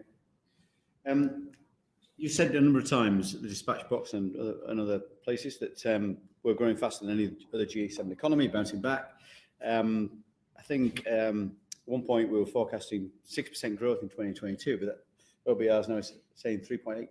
Why is that? Why has that fallen back? Are we still the fastest growing economy in the G7 at that level? We don't know because the IMF haven't published their new forecast. Okay. And it will be, it may well be different when they do that because inflation will hit different countries in different ways. The US, for example, is not a big importer of energy, so they will be much less impacted by a global inflationary shock than we are, being a net importer of energy. So almost certainly that will change the picture when those next global comparisons are done. But in terms of the reasons for the downgrade, and Dan may want to chip in, I mean, they are a function predominantly of the pre-existing impact of higher inflation, goods prices on the economic outlook, and then a partial taking into account of the impact of Ukraine. And I think it's, as the OBR would acknowledge, and they probably said this to you, they haven't taken into account the full impact. So there is the potential for the economic outlook and public finances to deteriorate by the time we get to the autumn, given that is the case. So fair summary. Yeah, I think that's exactly right. I mean, the ABR, I think about 0.5 percentage point of their the reduction in their growth forecast is a direct result of how they've taken account of the impact of the invasion of Ukraine on energy markets and energy prices. But as the Chancellor says, I mean, more broadly, it's a kind of terms of trade shock because about 60% of the inflation that we're seeing is a result of energy prices, 30% is a result of goods. We are a net importer of both of those, and it's inevitable, therefore, that we are poorer as a result. And it will the impact of that terms of trade shock will be quite widespread globally, but it will depend on the precise proportions of the things which have been particularly affected by the higher inflation, which sort of had begun post-COVID as demand, particularly for goods, rose very rapidly. And now we've had the energy price impact on top of that. Okay, thank you. And how much worse could it get if things continue to get worse? Well, probably, I think there's a range of sensitivities, if we put it that way. Let's do that. I think if you took the Bank of England's view, for example, on the economic outlook over the next few years, rather than the OBR's, that would imply a fiscal hit, purely a fiscal hit, which would wipe out over half of the headroom that we talked about in 2024. A sustained 1% increase in inflation and interest rates, again, is about 20 billion pounds. So that gives you a sense of how sensitive we are to some of those changes. And beyond that, the biggest driver is going to be probably what happens to energy prices in October. As we saw over the past month, we've seen very wild swings in what may or may not happen. At the top end of some of those numbers, obviously, are hugely, hugely significant for the UK. And that's why, as I said last week, the actions we've taken to sanction Russia and continue to do so are not cost-free for us here at home. And that's what potential is. We'll come to sanctions in a second. Yeah. Just in terms of trade, we're seeing trade intensity and exports dropping quite significantly compared to other nations, EU nations, for example. I think trade intensity is down by about 15% and exports down by 12%. Why is that? Is that Brexit? What is that? Dan might come in a sec. It's quite hard to disentangle the various impacts of the pandemic, but also the change in our trading relationship with the EU. The data is actually it's a bit imperfect, and we're trying to pass through it at the moment. It's clear that you're describing a situation that has materialised. Now, I think it was always inevitable that if you change the exact nature of your trading relationship with the EU, that was going to have an impact on trade flows. But it's hard at this moment, until we get through all of this, to disaggregate the various impacts that are going on, would be my sense. But yeah, I would agree. I mean, I think the latest ONS monthly data actually has goods exports to the EU above the level that they were before the TCA was signed. And EU exports have performed better than non-EU exports. So it's quite difficult to get a firm picture of what's driving it, and there's also quite a lot of volatility. So I'm sure it's something that the ABR will come back to in their next forecast. Sure. Okay. Mayor's lecture. I know you talked a lot about business investment, but I say Gareth's going to deal with that. But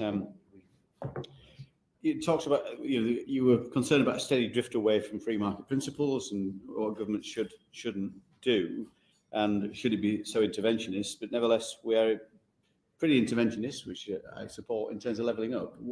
How is that consistent, really, with not being interventionist and levelling up? But even on levelling up, I think, as the white paper said, and the Prime Minister also said in his speech, actually we need the private sector to do the investment that's required to help level up and spread opportunity around the country. Private sector investment dwarfs public sector investment, and it's right that we create the conditions for that to happen. And then it's right that we also do the things that government is responsible for in a way that benefits all parts of our economy. For example, infrastructure investment being an obvious example of that, or rural broadband, just a couple of examples. But again, all of that I think is necessary but not sufficient. And unless private enterprise does their bit or follows and allocates capital in a different way, then it will be, we won't be able to realise those ambitions. But I'm confident that we're doing all the things that will make sure that we do. I have a couple more questions, and at the end of Gareth's section, if the chair will allow me. But just on to sanctions, obviously there's a kind of responsibility mainly in here in the Foreign Office in terms of sanctions itself. But clearly some of those sanctions really do affect the UK. You say that these sanctions aren't without a cost. So what role has the Treasury had in determining which sanctions to implement, particularly around financial services? As you would expect, there's as all of these things are, we're cabinet government and we go through all these things together. And our job is ultimately on the economic side is to provide the advice and the analysis about the effectiveness and impacts and consequences of particular different sanctions. And then where we're responsible for working with industry to deliver them, that's what we would do. And in my role, I talk a lot to other finance ministers to make sure that we are broadly coordinated, or as coordinated as we can be, on doing similar things so that they have maximum effect. They'll have different effect by different nations. You work with other finance ministers, of course. So what do you do in terms of cost benefit? Is that something you analyse before you recommend the sanction to? Yes, as you would expect. I mean, it's not as easy as to reduce it down to one number, but clearly a country which has very limited economic interaction with Russia and is self-sufficient in energy itself is clearly going to bear the impact of sanctions very differently to a country that has a much more integrated trading relationship with Russia and is dependent on Russian energy, for example. Those are two extremes. And every country therefore approaches this slightly differently, whilst recognising, I think everyone and all my colleagues recognise, where we can act together, it has more impact and is more effective. We recently had an exchange of letters with John Glenn, the Treasury, about why you sanctioning which banks. That's not clear. Alpha Bank you sanctioned last week. It's not, the criteria for doing that isn't clear. Is there any way of clarifying who you're sanctioning for what reason and who you're not sanctioning for what reason? Because Canada, for example, seems to have sanctioned everybody across the board pretty much. I think it would go back to your first question about the differential impacts on each country and making sure the case is made. I think on banks, we now, like I said, are ahead of almost everybody. Now, Canada, a good example of a country that I think they themselves would admit has a pretty limited economic relationship with Russia, either through its banks or through energy now. So in one sense, it's pretty easier for a country like that to do that. Relative to all our European peers, and indeed actually the US, on bank sanctions, we have gone further. I'm pretty confident that what we've done is significant, and ditto on the central bank side as well. And principally, the ones we haven't sanctioned as severely, that's to do with energy payments, presumably. Is that the one? It's just about exactly at this point. There's only one, but we have prohibited that bank from accessing sterling clearing. So again, even on that, you're talking about Sberbank, even on that bank, there's things that we have done that are more than, say, Europe has done with euro clearing. Yeah. And where we are is very similar to where the US is. Okay. Obviously, energy is the key one everybody's talking about at the moment, and different countries have different dependencies, of course. I see that Russia has now said that it wants its payments for its gas in rubles. What are the implications for that? I mean, I think, look, Russia is going to try and do what it can to support its economy. And I think what we should take some comfort from is we are making life difficult for them. And that's particularly because of the targeted measures we've put on the central bank and their ability to access foreign reserves. And the other measures have meant that the ruble has plummeted by over a third. And that's quite significant. And the central bank had to double domestic interest rates to 20%. So they are clearly feeling the pain for us, and they're going to try and find ways in which they can support their economy. Our job is to make sure we're continuing to apply the pressure. And I would, and just even though, rest assured that we are having a continual conversation amongst finance ministries and treasury departments to make sure that our sanctions regime is effective. So if they went ahead with that threat and Germany refused to pay for that gas in rubles, they'd cut the gas off. What are the implications of that? Well, again, I wouldn't want to get into hypotheticals, but clearly the biggest, we've been talking a lot about cost of living, and the biggest driver of that being energy prices. And a shortage of Russian energy obviously has very significant implications for European energy markets and energy pricing, which we are impacted by as well, even though we're not as direct an importer of the Russian gas, very small, but indirectly we're connected to a market which is. And at one point during the last month, the projected energy price cap in autumn went up to something like £3,400. That gives you a sense of what potentially some people at that point were worried about. Sure. Okay.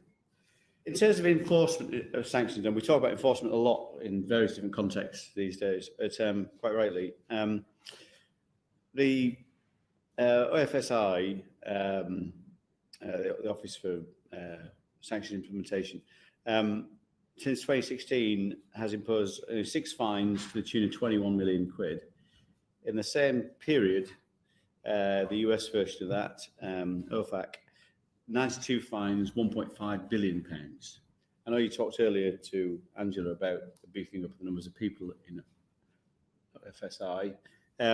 Doesn't seem to be as effective so far. Should it be?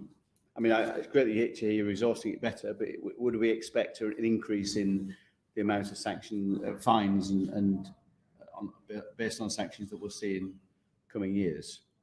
So yes, you're right. The maximum fine they've so far done since they've only had the power since 2017, right? So that's the first thing, and I think the biggest fine they've imposed since then has been just over £20 million. And in the recent, Dan, you might want to correct me, but in the recent bill that passed Parliament, they were given new powers to enforce their sanctions and gather information they needed. So I think those new powers combined, which I think John Glenn has written to you about or spoke to you about, those new powers combined with the extra resourcing, makes me confident that going forward they can fulfill the role that we all want them to play. Okay. What about Russia's ability to circumvent sanctions? Either through various different nations that are willing to cooperate with them or different companies. How do we need to look at secondary sanctions? Is that something that potentially will be brought forward? Where are we with all that kind of stuff?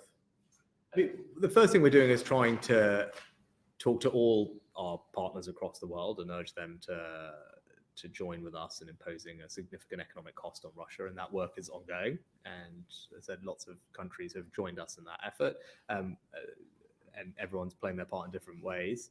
Well, not everyone, but lots of people are playing their part in different ways, which is good. And as I said previously, without going into details, all our finance ministries are working together to make sure that the sanctions we've got in place are effective.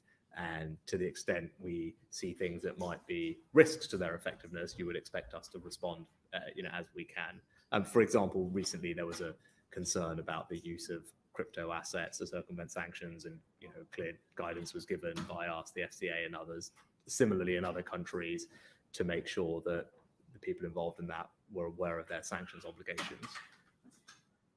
How appropriate do you think it is that HSBC maintain a banking presence in Russia? So all financial services entities that we are regulated for are complying with UK sanctions, and that what they're doing, I think, in general, so I can't speak to every individual company, so forgive me, I'm not sure exactly what operational presence they have, but in compliance with the sanctions, all UK... Got a bank there, it's not called HSBC, there's about 200 people work there, but they refuse at this point in time to divest themselves of that investment. Yeah, and then on divestments, I think we've made the general point that where divestments, obviously, for different reasons, it's not actually possible for many of these countries to divest assets, because Russia has actually prohibited many of them from doing so. You've seen some announcements from other companies that have. Others have said that they're not going to do anything incremental. Each company is going to make its decision. Certainly, new investment is something that we said would be quite hard to justify at this point, and I think most companies I've spoken to agree with that. And then for those that are in a position to divest, that's something that up to them to do. You support that kind of divestment? That's something you would like to see from... Yeah, I think each company is going to make its own decisions. I think it's right. They will have fiduciary responsibilities of their own, for example, to their own employees, their investors, which may well be UK pension funds, and it may well be that they're not actually able to divest, and if Russia is prohibiting them from doing so, so they're going to make their individual decisions. As a general sense, we will support them where they want to do so if they think that's the right thing to do, and in general would find it hard to see how incremental investment from this point in Russia would be justified.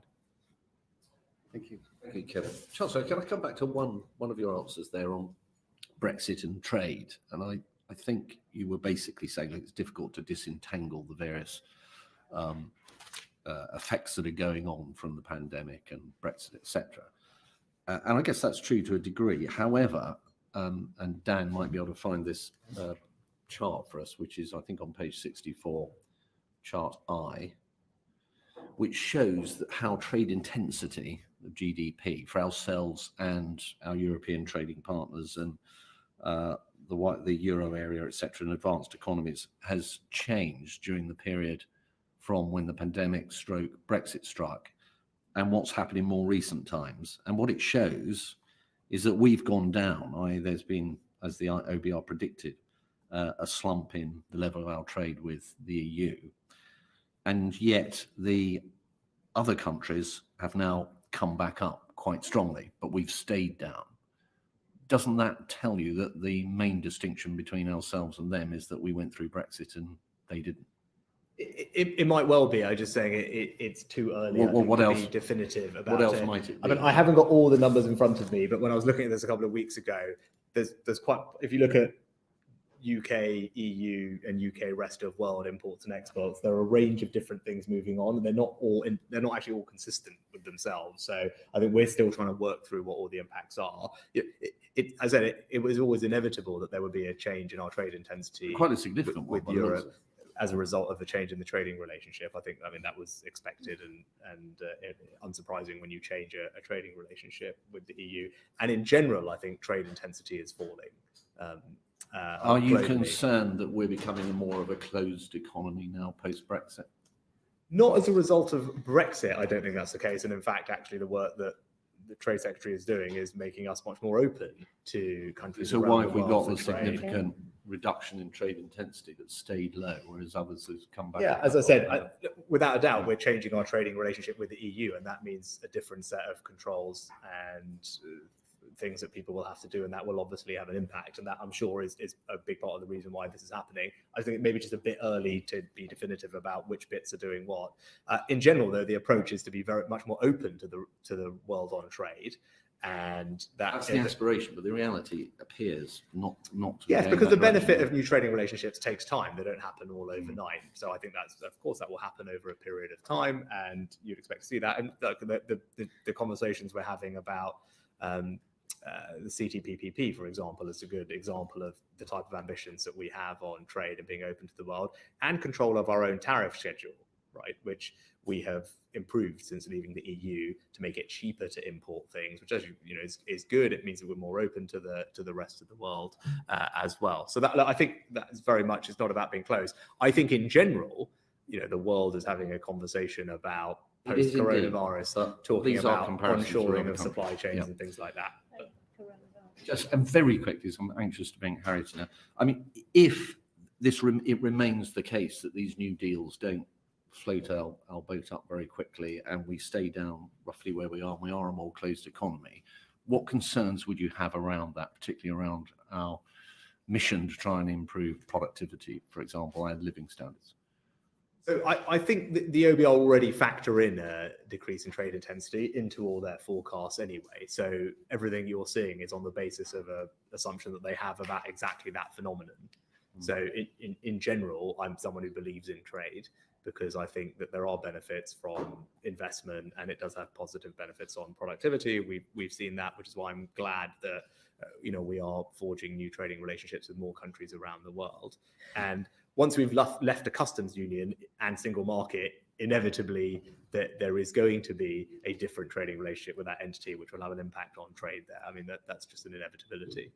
Okay, I did say final, but I will have a final if I may. So if the trade intensity stays down where it is, lagging all these other countries, and it is a consequence largely of Brexit, is that a situation that where you're sitting here now compared to back at the time of when we were discussing these things, has that surprised or shocked you?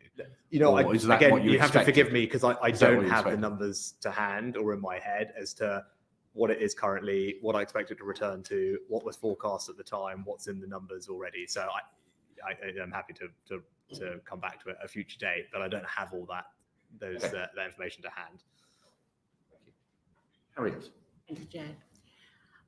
Chancellor, you've mentioned in your evidence this afternoon the backdrop that you have experienced. So the pandemic, now war in Europe, the turning point in terms of inflation and interest rates. And I wondered if you considered yourself to be an unlucky Chancellor.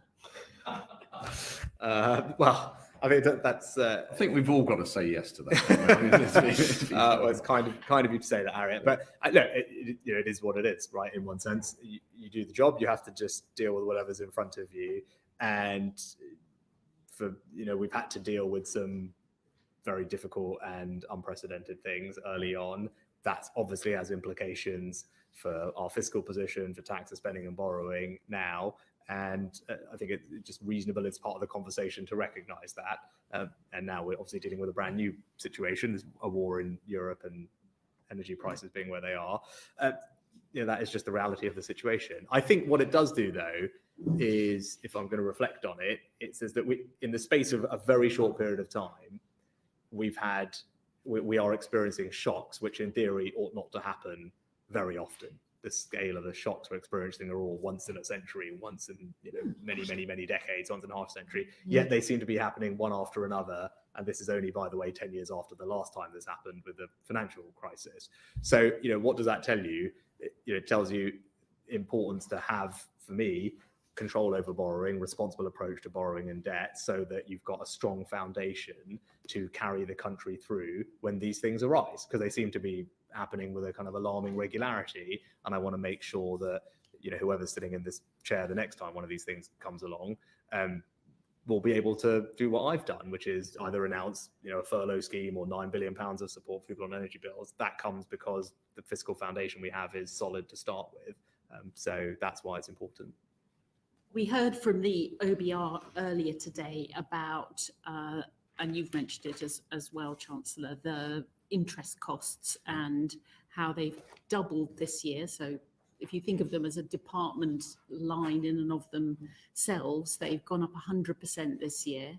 You mentioned that they're going up even more sharply next year because of the impact on inflation on index-linked gilts.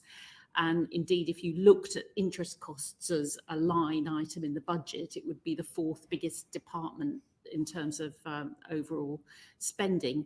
And I wanted to sort of put that as a point at the beginning, because obviously if you look at the departmental spending envelopes that you've set out, they are going to be very exposed to inflation as well. So different departments are going to experience inflation differently.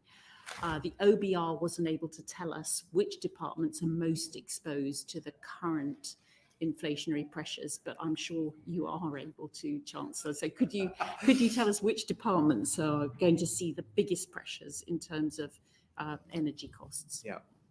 Oh gosh, energy costs. Inflationary pressures. I think it is difficult, and I haven't done the analysis in quite that way. I think what the OBR probably have said to you and probably said in there is that government experiences inflation differently to individuals, right? Because they're not exposed in the same way to market prices. A lot of things are fixed funds. For example, you announce £1 billion of a fund on something. If there's inflation, it's still £1 billion fund, but it might just buy a bit less of what it was going to buy before. So it's a slightly different way to think about it. Normally, we think about it in terms of GDP deflators is probably the easiest way that you think about the real versus nominal impact on department budgets. And that would suggest, we're going to have this conversation before about spending and borrowing. It is definitely right that higher inflation, has an impact on the real purchasing power of cash settlements. That has always been the case. And the flip is also true. When inflation comes in lower, the purchasing power of department settlements goes up. Now, because our spending settlements were very generous in the autumn, even after the impact of higher inflation, you're still looking at a 3.7% real terms growth rate of departmental spending over the Parliament. So I think it's still generous. Does it mean people will have to work a bit harder to find efficiencies and make sure we get good savings for the taxpayer? They will. That's why we've set up a new committee, and it's right that we do that, because I think our collective burden is to reduce taxes on people, not do more public spending. In terms of the quantum, it's about, they put an estimate, I think, for GDP deflators at about 5 to 7 billion pounds a year. So it's, that kind of scale over the period. Take, for example, your spending priority, which is the NHS and the people's priority. Electricity, energy costs, it's going to have a massive impact, isn't it, in terms of hospital budgets and NHS budgets? I don't have an exact percentage of their budget. Obviously, look, most government departments, the biggest single cost is people, right, is more than these other things. So I don't have the split by department of the energy intensity of each department for you. But you're right. But it's why the NHS, doing brilliant work under Health Secretary's leadership to find more efficiencies, and they have doubled their efficiency target from 1.1 to just over 2% over this period. And that's going to free up almost £5 billion to help them grapple with things like that, and that they will reinvest all back into the service. It's right that they do so, because we've all been having this conversation about tax burden. I think we need now for departments to find the savings to invest in public services, not come to the taxpayer for more. You mentioned salaries being the biggest cost. Well, I think it's going to be very painful for schools and for hospitals to find these energy budget increases out of what you're saying is going to be a fixed envelope. But in terms of salaries, what have you priced in? What is the assumption that you've put in for this year's pay settlements? So the way that process works is there isn't a central pay assumption. We did that in the pandemic, but at this point, each department individually is working through their process with their independent pay review body. They submit evidence on a department by department basis as to what is appropriate and affordable for them and what they think they need to do.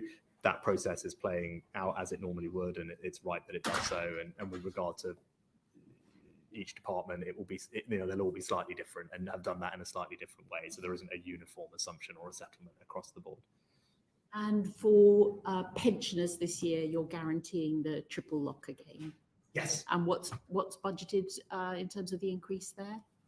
It will be whatever the estimated CPI is in September, which I don't have to the top of my head. 7.4%, I think. 7-ish%. 7.4%. So you're guaranteeing that if that's the highest of the three, that's what will be passed through to pensioners this September. And if earnings are, I mean, it's the triple lock would function as it is intended, as it normally functions. Thank you. Thanks very much, Harriet. Thank you. Emma, please. Oh, thank you. I was expecting it to be Gareth, but I'm delighted that it's me, Chair. Just a quick question to start with, Chancellor, which is, I've just sent a message from a local pensioner who's collecting for Ukraine, and he spotted I'm asking you questions. So he said, can I ask you, Chancellor, why can you sort out him being able to gift aid his donations because he doesn't earn enough to pay tax? So I said I would ask you that myself. In terms of gift aiding to the Ukrainian situation for people who don't pay tax, you were looking at match funding it up to a certain amount. Have you any plans to look at doing a similar system? You know, and I'll have to get back to you on it because let me go and look. I think we have an existing small donation. We do, yeah, we have a small donation that scheme works on the for- charity basis. For sort of cash donations, Which I sort think of that- collection buckets, we have it's a kind of grant scheme. Yeah. But I don't know quite how it would apply in this case. So yeah, I think Well, we'll we'll have to. get that. I'll get back to you. Thank you. He'll be very grateful, and he's doing a fantastic job collecting for them. Chancellor, I don't wish to have the same answer given on this, but I just want to draw your attention to somebody who I was speaking to last month, who was somebody who was working for years. I'm very proud to be working, but whose wife has a frontal lobe dementia and progressive supranuclear palsy, which is a degenerative condition, and she will only deteriorate further. And he carried on working up until the point when working became impossible, and he's had to now become her full-time carer. And he was in touch with me because he was struggling with coming to terms with the universal credit system, which for anybody who enters it is extremely difficult to understand all the various complexities. Now, in the evidence that you've given so far, you have said you made a political decision to help people who were working. Now, he can't work, and he's not going to be able to work until his wife passes away. Surely there is reason for you to go back to the department and look again at the support, particularly for people who, for various reasons and through no fault of their own, are completely unable to work.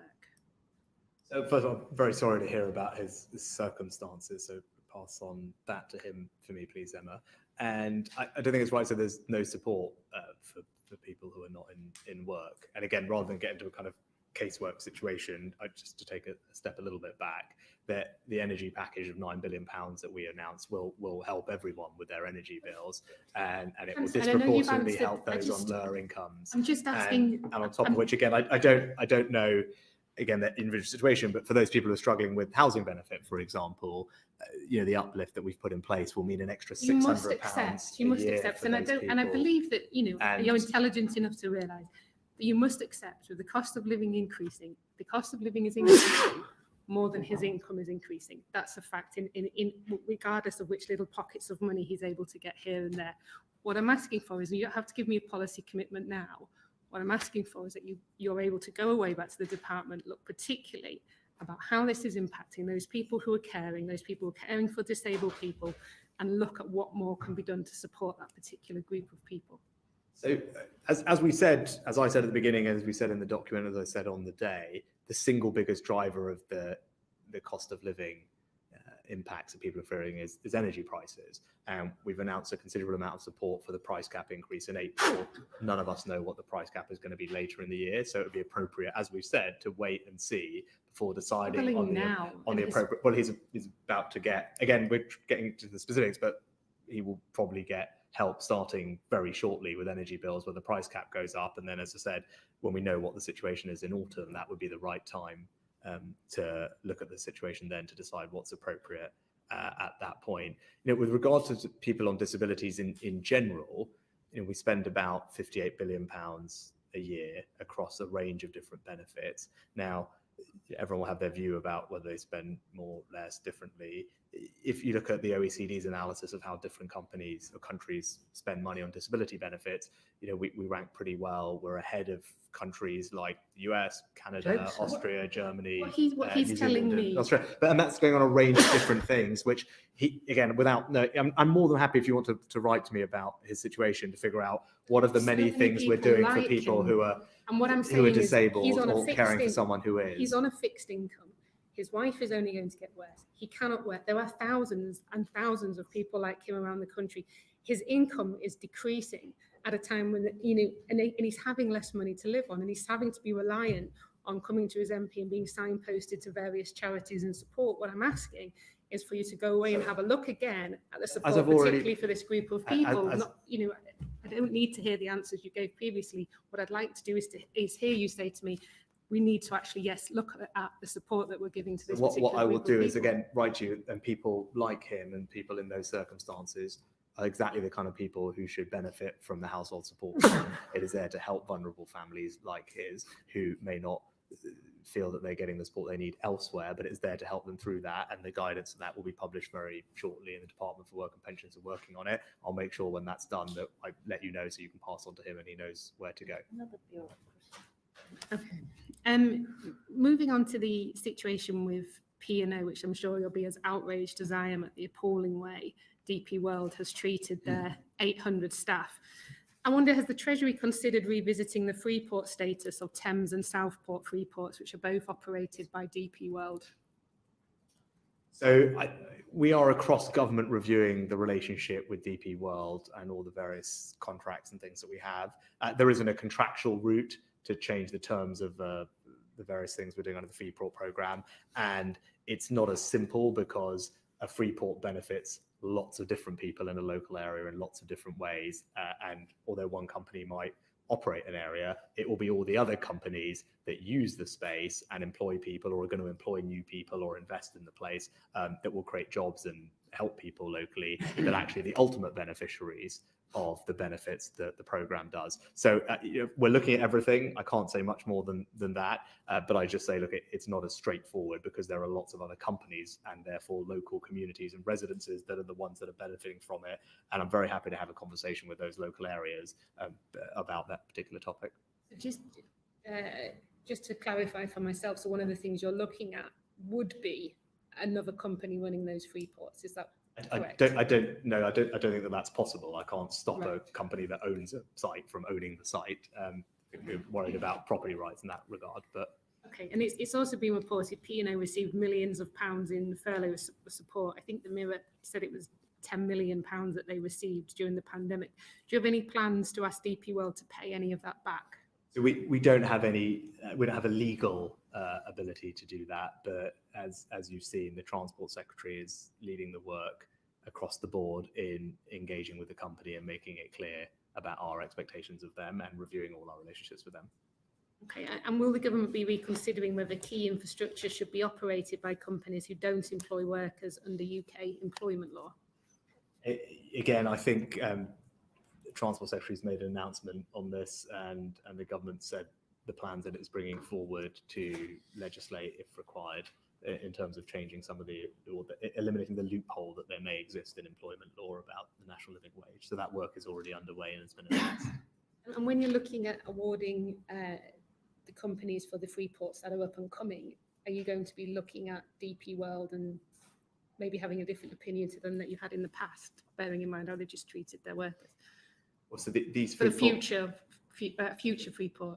There are no planned extra Freeports in England. At least there's a process underway in Scotland, but the Freeports in England have all been announced. So there's just the remaining Freeports in Scotland to be concluded in conjunction with the Scottish government. Oh, thank you. Moving on to looking at student loans.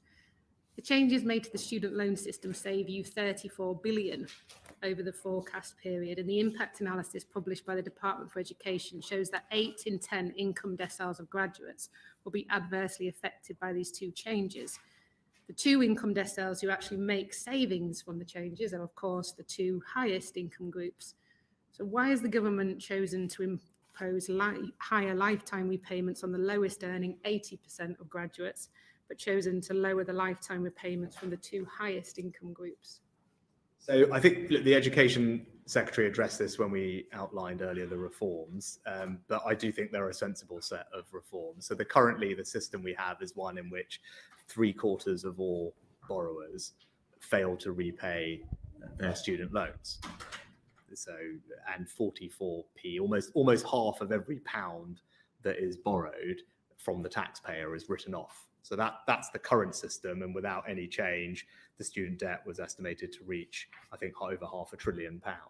So it was a system that was unsustainable and unfair, because ultimately many of the people that we've been talking about on lower incomes are subsidising a system that, where people are not paying the money back. And then there are changes that are being brought to expand the generosity and scope of the student finance loan system, which will mean that anyone will be able to access 4 years worth of this funding to do not just university degrees, but more modular courses at level 4 or 5 at any stage in their career. I am aware but of those changes. I think if you don't mind, please, Emma, I could just explain what we're doing with the changes.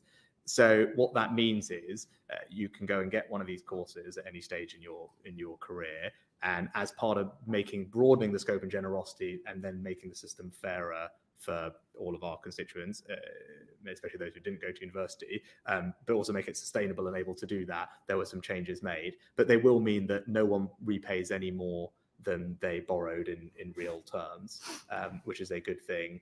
And alongside that, it's right that the principle that people who benefit from the finance, which is generous, are the ones that are paying for it back. Okay. It means a typical person who starts a new degree and earns about 28 grand when they graduate will pay about £17 a month back. So there's still a threshold under which they Chancellor, don't repay. A graduate with a lifetime average salary of £88,000, someone who will earn 3.5 million over their lifetime, will pay 26% less in student loan repayments as a result of the changes that you've introduced. A graduate with a lifetime average salary of £18,000 will pay 174% more as a result of the changes. And how do you justify a policy which appears so regressive? And just before you answer, it's worth pointing out that the average salary in Hull is £26,000. The average salary in London is £40,000. So we're talking about graduates who choose to remain in the areas where they're from, areas like Hull, being penalised for being graduates in that area because of the changes which you're introducing. How is that fair? I don't know if I followed your examples, Emma, but someone with I think you said someone with an average salary, £88,000. No, the second one. £18,000 will pay 174% more as a result of these changes. It's from table here is just showing it and the proportion of graduates earning. So if you send it to me, I'll have a look at it afterwards. Someone earning £18,000 won't pay anything back because the threshold is that you start repaying. Average lifetime average salary of £18,000, 174% more, because it shows it here. And by average lifetime salary, obviously we're taking into account that people who might earn less than the £25,000 salary might go part-time for a while, have maternity leave, as I did, and I'm sure many other people did as well. Without saying an example, it's hard for me to comment, but in general, someone with a lifetime average of £18,000 will generally not be. No, the second example was 18, because the repayment threshold is only 25, so you have to earn 25 in order to start paying anything my point back. was it's a lifetime average, so if you have maternity leave off, if you have time off during your lifetime average can be lower than the £25,000. And I myself an example of that. When I was a full-time teacher, I then went part-time, then had maternity. You can have a lower lifetime. I think, look, as a general thing about fairness, I think it's completely reasonable that people benefit from taxpayer subsidised finance get a benefit from that in higher earnings, then pay back in a progressive way. That's what the system does. I don't think it would be fair to all the people we've been talking about earlier on in this session who are on much more modest incomes, struggling with the cost of living, and we're talking about their taxes and everything. I think for that person to be having to subsidise a loan that someone benefits from but then doesn't pay back, I don't think that's fair, because that burden ultimately falls on all these other people that we've all been talking about all through the session. If you're a graduate living in Hull earning the average salary of £26,000, with the changes that you've introduced, they're going to be paying more back than a graduate on an average salary in London on £40,000, because on this table I've got in front of me here, it says average total lifetime repayments impact 113 if you're earning on 26,000, graduates earning lifetime average of 43,400, it's minus 13%. How is that fair? Again, I think, Emma, maybe the best thing is for you to send me that and I'll have a look at it and get back to you, because in general, no one can pay back more in real terms than what they've borrowed. These are what the reforms that we've put in place do, particularly because they're more generous than what Augur recommended on the interest rate charged, mean that nobody pays back more in real terms than what they borrowed. So I understand what you pay back is a function of how much you borrowed. Maybe it's my fault for not making myself clear. As I said, if you send it to me, I'm happy to get back to you, because I can look through them in detail. Okay, but as it stands at the moment, as you've already said, 60% of people before your changes didn't pay back all of their student loans. And now your system means that 70% of people will repay all of their student loans. So what the changes that you've introduced in terms of the interest rate, meaning that you'll never be higher than the amount you borrowed, are only going to be helping those people who would have already have paid off all of their student loans. The only people who've already paid off all of their student loans are the highest earners. There's lots of people who take out student loans who will still never repay them, but instead of having that written off after a number of years, they're going to be paying that for the rest of their working lives. This is what I'm saying about it being an additional tax on those people. And it's impacting graduates who are going to be earning less throughout their working lives. I think it is a fair and progressive system. I think it's been broadly described as such. I think it's reasonable that people benefit from a taxpayer subsidized finance system, then pay back the benefit of that over their lifetime. That seems entirely reasonable to me, and is especially fair to those people who didn't benefit from one of those degrees and get the benefits in their earnings of that. I don't think it's right that other taxpayers have to pay for them not paying that money back. I don't think that's reasonable, progressive, or fair. And you're right, the reforms mean that people over time will pay more back, because at the moment it's not fair to everyone that they don't. And the lowest earners, I'm saying, are paying a greater proportion back. Not the lowest earners, because there's still a threshold which is at £25,000. So people earning below £25,000 don't pay anything back. So those are not the lowest. The median salary in this country is about £24,000. So low earners won't pay anything back because they won't earn above the repayment threshold. And actually, for people from disadvantaged backgrounds, one of the other things that was announced by the Education Secretary at the same time as this is an increase in the amount of scholarships for people from disadvantaged backgrounds to attend university as well, to make sure we continue to broaden access to some of these things. And actually, the change in this finance system, it's going to be much more generous and allow many more people to access what is very generous taxpayer subsidized financing for them to get the skills they need at any stage in their career in a way that suits them. I think that's a really good thing. When you're looking at the impact on their incomes, what you've introduced here with the changes that you've made is effectively a tax on lower earning graduates. And you said in your spring statement, you were announcing the biggest net cut to personal taxes in over a quarter of a century. When you made that calculation, were you including the changes to student loans? Because this is not personal taxation. This is very specifically to the individual person, the repayment of their student loan. That's going to happen. We collect it through basically because operationally an operational way to do it, but this doesn't apply to everybody. This is for someone specific who benefits from a generous taxpayer subsidized loan when they go to university.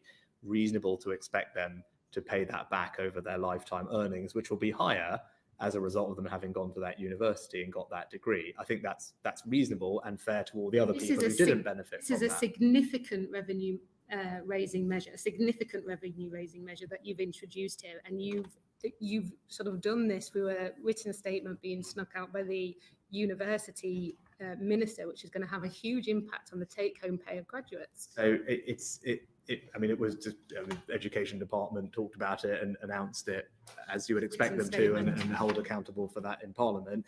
In terms of it being a revenue raiser, as I think the OBR were pretty clear about, probably with you, but certainly in the documents as well, we do the accounts on an accrual basis. So what that means is you recognise upfront the improvement in the loan terms, which will not benefit until 40-year duration of that loan.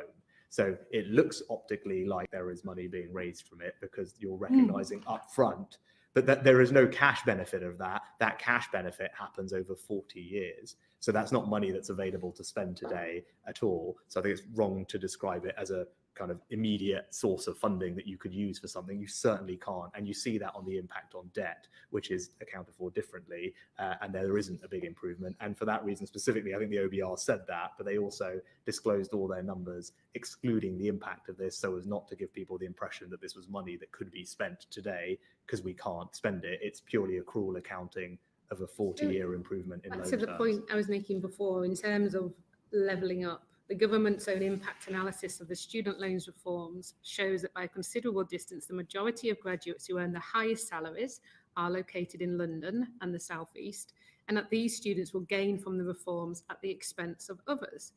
Is the student loan reform not an example of redistributing from all other regions in the country back to London, and therefore levelling down rather than levelling up? No, it's actually implementing the recommendations of an independent review to broaden access to the generous student finance system, to ensure that more people at more stages of their career could access the financing to do things that were not necessarily degrees. I actually think that is good, and it's broadening opportunity to lots of people. Introduced many things. Olga also talked about introducing, but not that we're here to discuss the Olga review, Chair, but we're happy to take it up at a later date. Olga also talked about maintenance loans, maintenance grants, and greater support for students in that way. Olga made many recommendations that the government chose not to implement, so to pick and choose which ones we want to talk about now seems a little disingenuous. But it goes back to the point I was making. If you're a graduate in the north and your income is therefore less, with the reforms that are introduced here, you're going to be paying more back. If you're a graduate in the south and your income is higher, you've gained from this reform, and that doesn't seem to me very fair or very progressive. But perhaps I stop there, Chair. Thank you. I think we'll probably just write to you, Chancellor, on that point, as you've suggested. I think those figures are from the DFE analysis, but we'll send it through to you. I mean, it may well be more appropriate that they answer it, but yes, if they're their numbers. Great. Emma, thank you. And finally, to Gareth, please. Thank you very much, Chair. Chancellor, I want to talk about business investment. You set out in the spring statement that this is a priority for you, that you're going to set out to engage with businesses to figure out what the best thing you can do to help spur business investment. We have had a global pandemic. We've had a war in mainland Europe and an inflationary shock driven by energy prices. This all hits business confidence, which hits business investment. So 2 questions, I guess. How much can you actually do given these external factors on business investment, and how can you restore business confidence in this kind of environment? Perfect. Thank you, Gareth. And I'll try and be brief because I'm going to quite running on a bit. But so look, business investment has been a long-standing issue for the UK economy. OECD average is about 14% of GDP. Ours is more like 10 or 11, and that has been the case for a long time. If you look at our productivity difference with countries like France and Germany, the lower amount of capital investment accounts for about half of that difference. So it's a pretty significant explanatory factor for some of our productivity shortfalls vis-a-vis those countries. This is not a government investment problem. Government investment is now at high levels, sustained high levels. Private investment dwarfs government investment as well. So it's private investment where we have the issue. Now, what many businesses have made the point is that whilst we have low headline rates of corporation tax, we treat the capital investment much less generously through the tax system than other countries. And in the tax plan that we set out, we outlined a range of different options that we can use to address that and improve the generosity of our tax system with regard to business investment. And we'll work with businesses over the summer to figure out which of those is the right way to do that and announce those proposals in the autumn for implementation in spring next year at the time that the super deduction ends. I think that's been the single biggest request from business, has been to do that, because they recognise that that can be valuable and that we are behind most of our competitors in the generosity of our current system. Although the OBR has come out in their recent statement basically saying that the pandemic has been less impactful on a firm's ability to invest than they expected a year ago. Why is that? Yes, I think, because thankfully we've managed to do a good job of keeping the economy going through it, and that's meant that it was less impacted, combined with and you've seen firms actually build up enormous amounts of excess savings, over £100 billion, but it's probably gone up since then. I don't know what the new number is, but it will probably be higher than that. And the super deduction has also helped. not as much as what one might have originally thought, because Omicron has come along and extra resurgence, but it does seem to have made a difference in firm intentions. And that's exactly the type of evidence and analysis that we'll want to do over the coming months to figure out what the right solution is on a more permanent basis. And we'll look at what's been happening, what we think will make the most difference going forward. One of the things that keeps coming up in conversations that I have with small businesses and particularly entrepreneurs is that the UK actually has a pretty good environment for startup investment. But when it comes to scaling up, there isn't enough investment capital, and a lot of the firms go abroad, go to the United States and elsewhere. So what do you think we can do about that? So I think there is a perception of that. And actually, when you dig into the details, it's probably actually far better than people think in one sense. And we've closed a lot of the financing gaps that used to exist vis-a-vis the US. It's still definitely a case of these very late stage companies. So we're doing a couple of things, or probably three specific things I'll point to. One is reforming the listing rules for the stock exchanges here, which will improve the environment for companies like that to raise public equity capital. So Jonathan Hill, I commissioned to do a report on that. We're implementing all of the changes that he recommended on things like dual share classes, free float requirements, etc. And we're also looking at reforming the prospectus directive as well and changing how we do secondary market. So all of that's happening on that side. The second thing I'd point to is the Future Fund breakthrough. Building on the experience with the Future Fund, we've created a new fund that will partner with the private sector to help fill that financing gap, specifically for deep stage tech companies, which are more R&D intensive, require large amounts of capital and stay private for longer.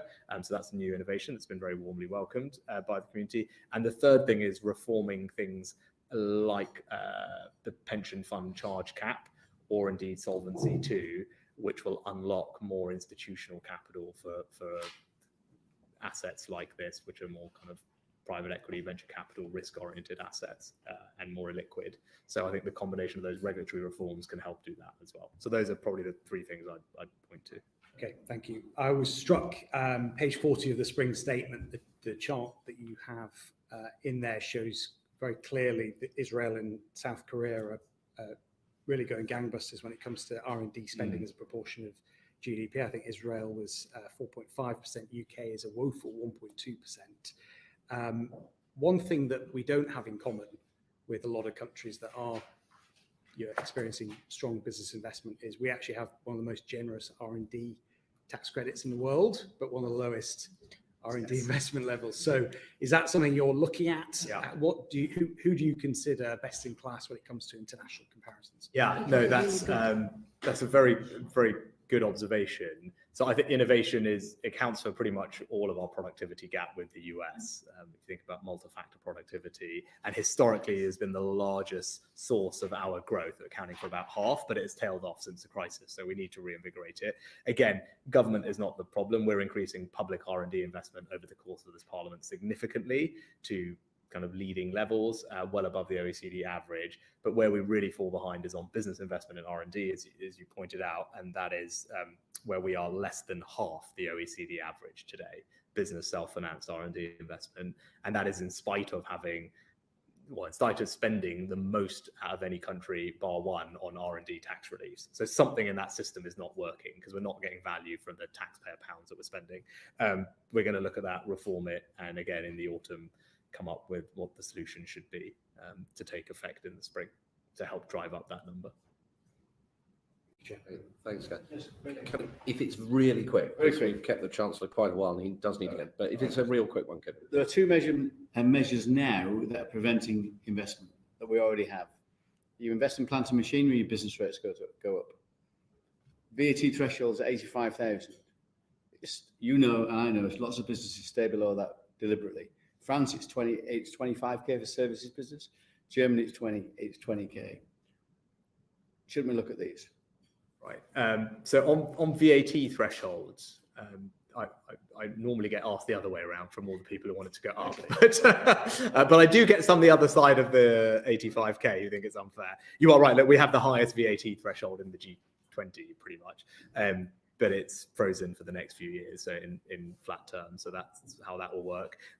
In terms of investment, though, for those small companies, what we do have are two things. One, to your point, we're introducing a growth relief to do exactly that. So if businesses invest in plant and machinery, particularly on the green side, we're having two reliefs to discount their business rates bill. One is an improvement relief and one's a green relief. We announced those in autumn. We'll consult on those and get people's views. They will be finalised in the autumn budget to come in spring. So we'll deal with that. Green relief is Oh, actually no, sorry, the green relief we brought forward. Sorry, that is already So happening. If you put a solar panel on your building for microgeneration You will purposes, see it'll it. be disregarded. For Yes. The other one's business only a rates. year. Still is.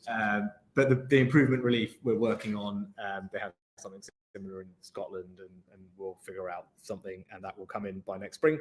And then we do have, and I'll finish on this, the annual investment allowance, which is pretty much the most generous version of that we can find in the world. What that is for £1 million of expenditure, so it will cover all our small and medium-sized businesses. You get the benefit of essentially full expensing, so you can write off the full amount of the investment in that year. So it's a very generous tax incentive for small and medium-sized businesses to invest. Again, that is due to run out, at the higher level of £1 million run out spring. So that will be part of our deliberations for what we do in the autumn. Right. Just briefly and finally, Chancellor, on the 9th of March, the Prime Minister said that he'd be announcing a new energy policy in days. It's now the 28th of March, and you're widely reported to be blocking it. Can you tell us when we can expect it? I'm certainly not blocking anything, and the Prime Minister's continue to work through the details. So that, given how important it is, I think it's important that we get it right, and it will impact lots of different things, and it's been worked on at pace between all the relevant ministers. Chancellor, thank you very much. I think we should let you go. We've had you here for about 2.5 hours, and we do appreciate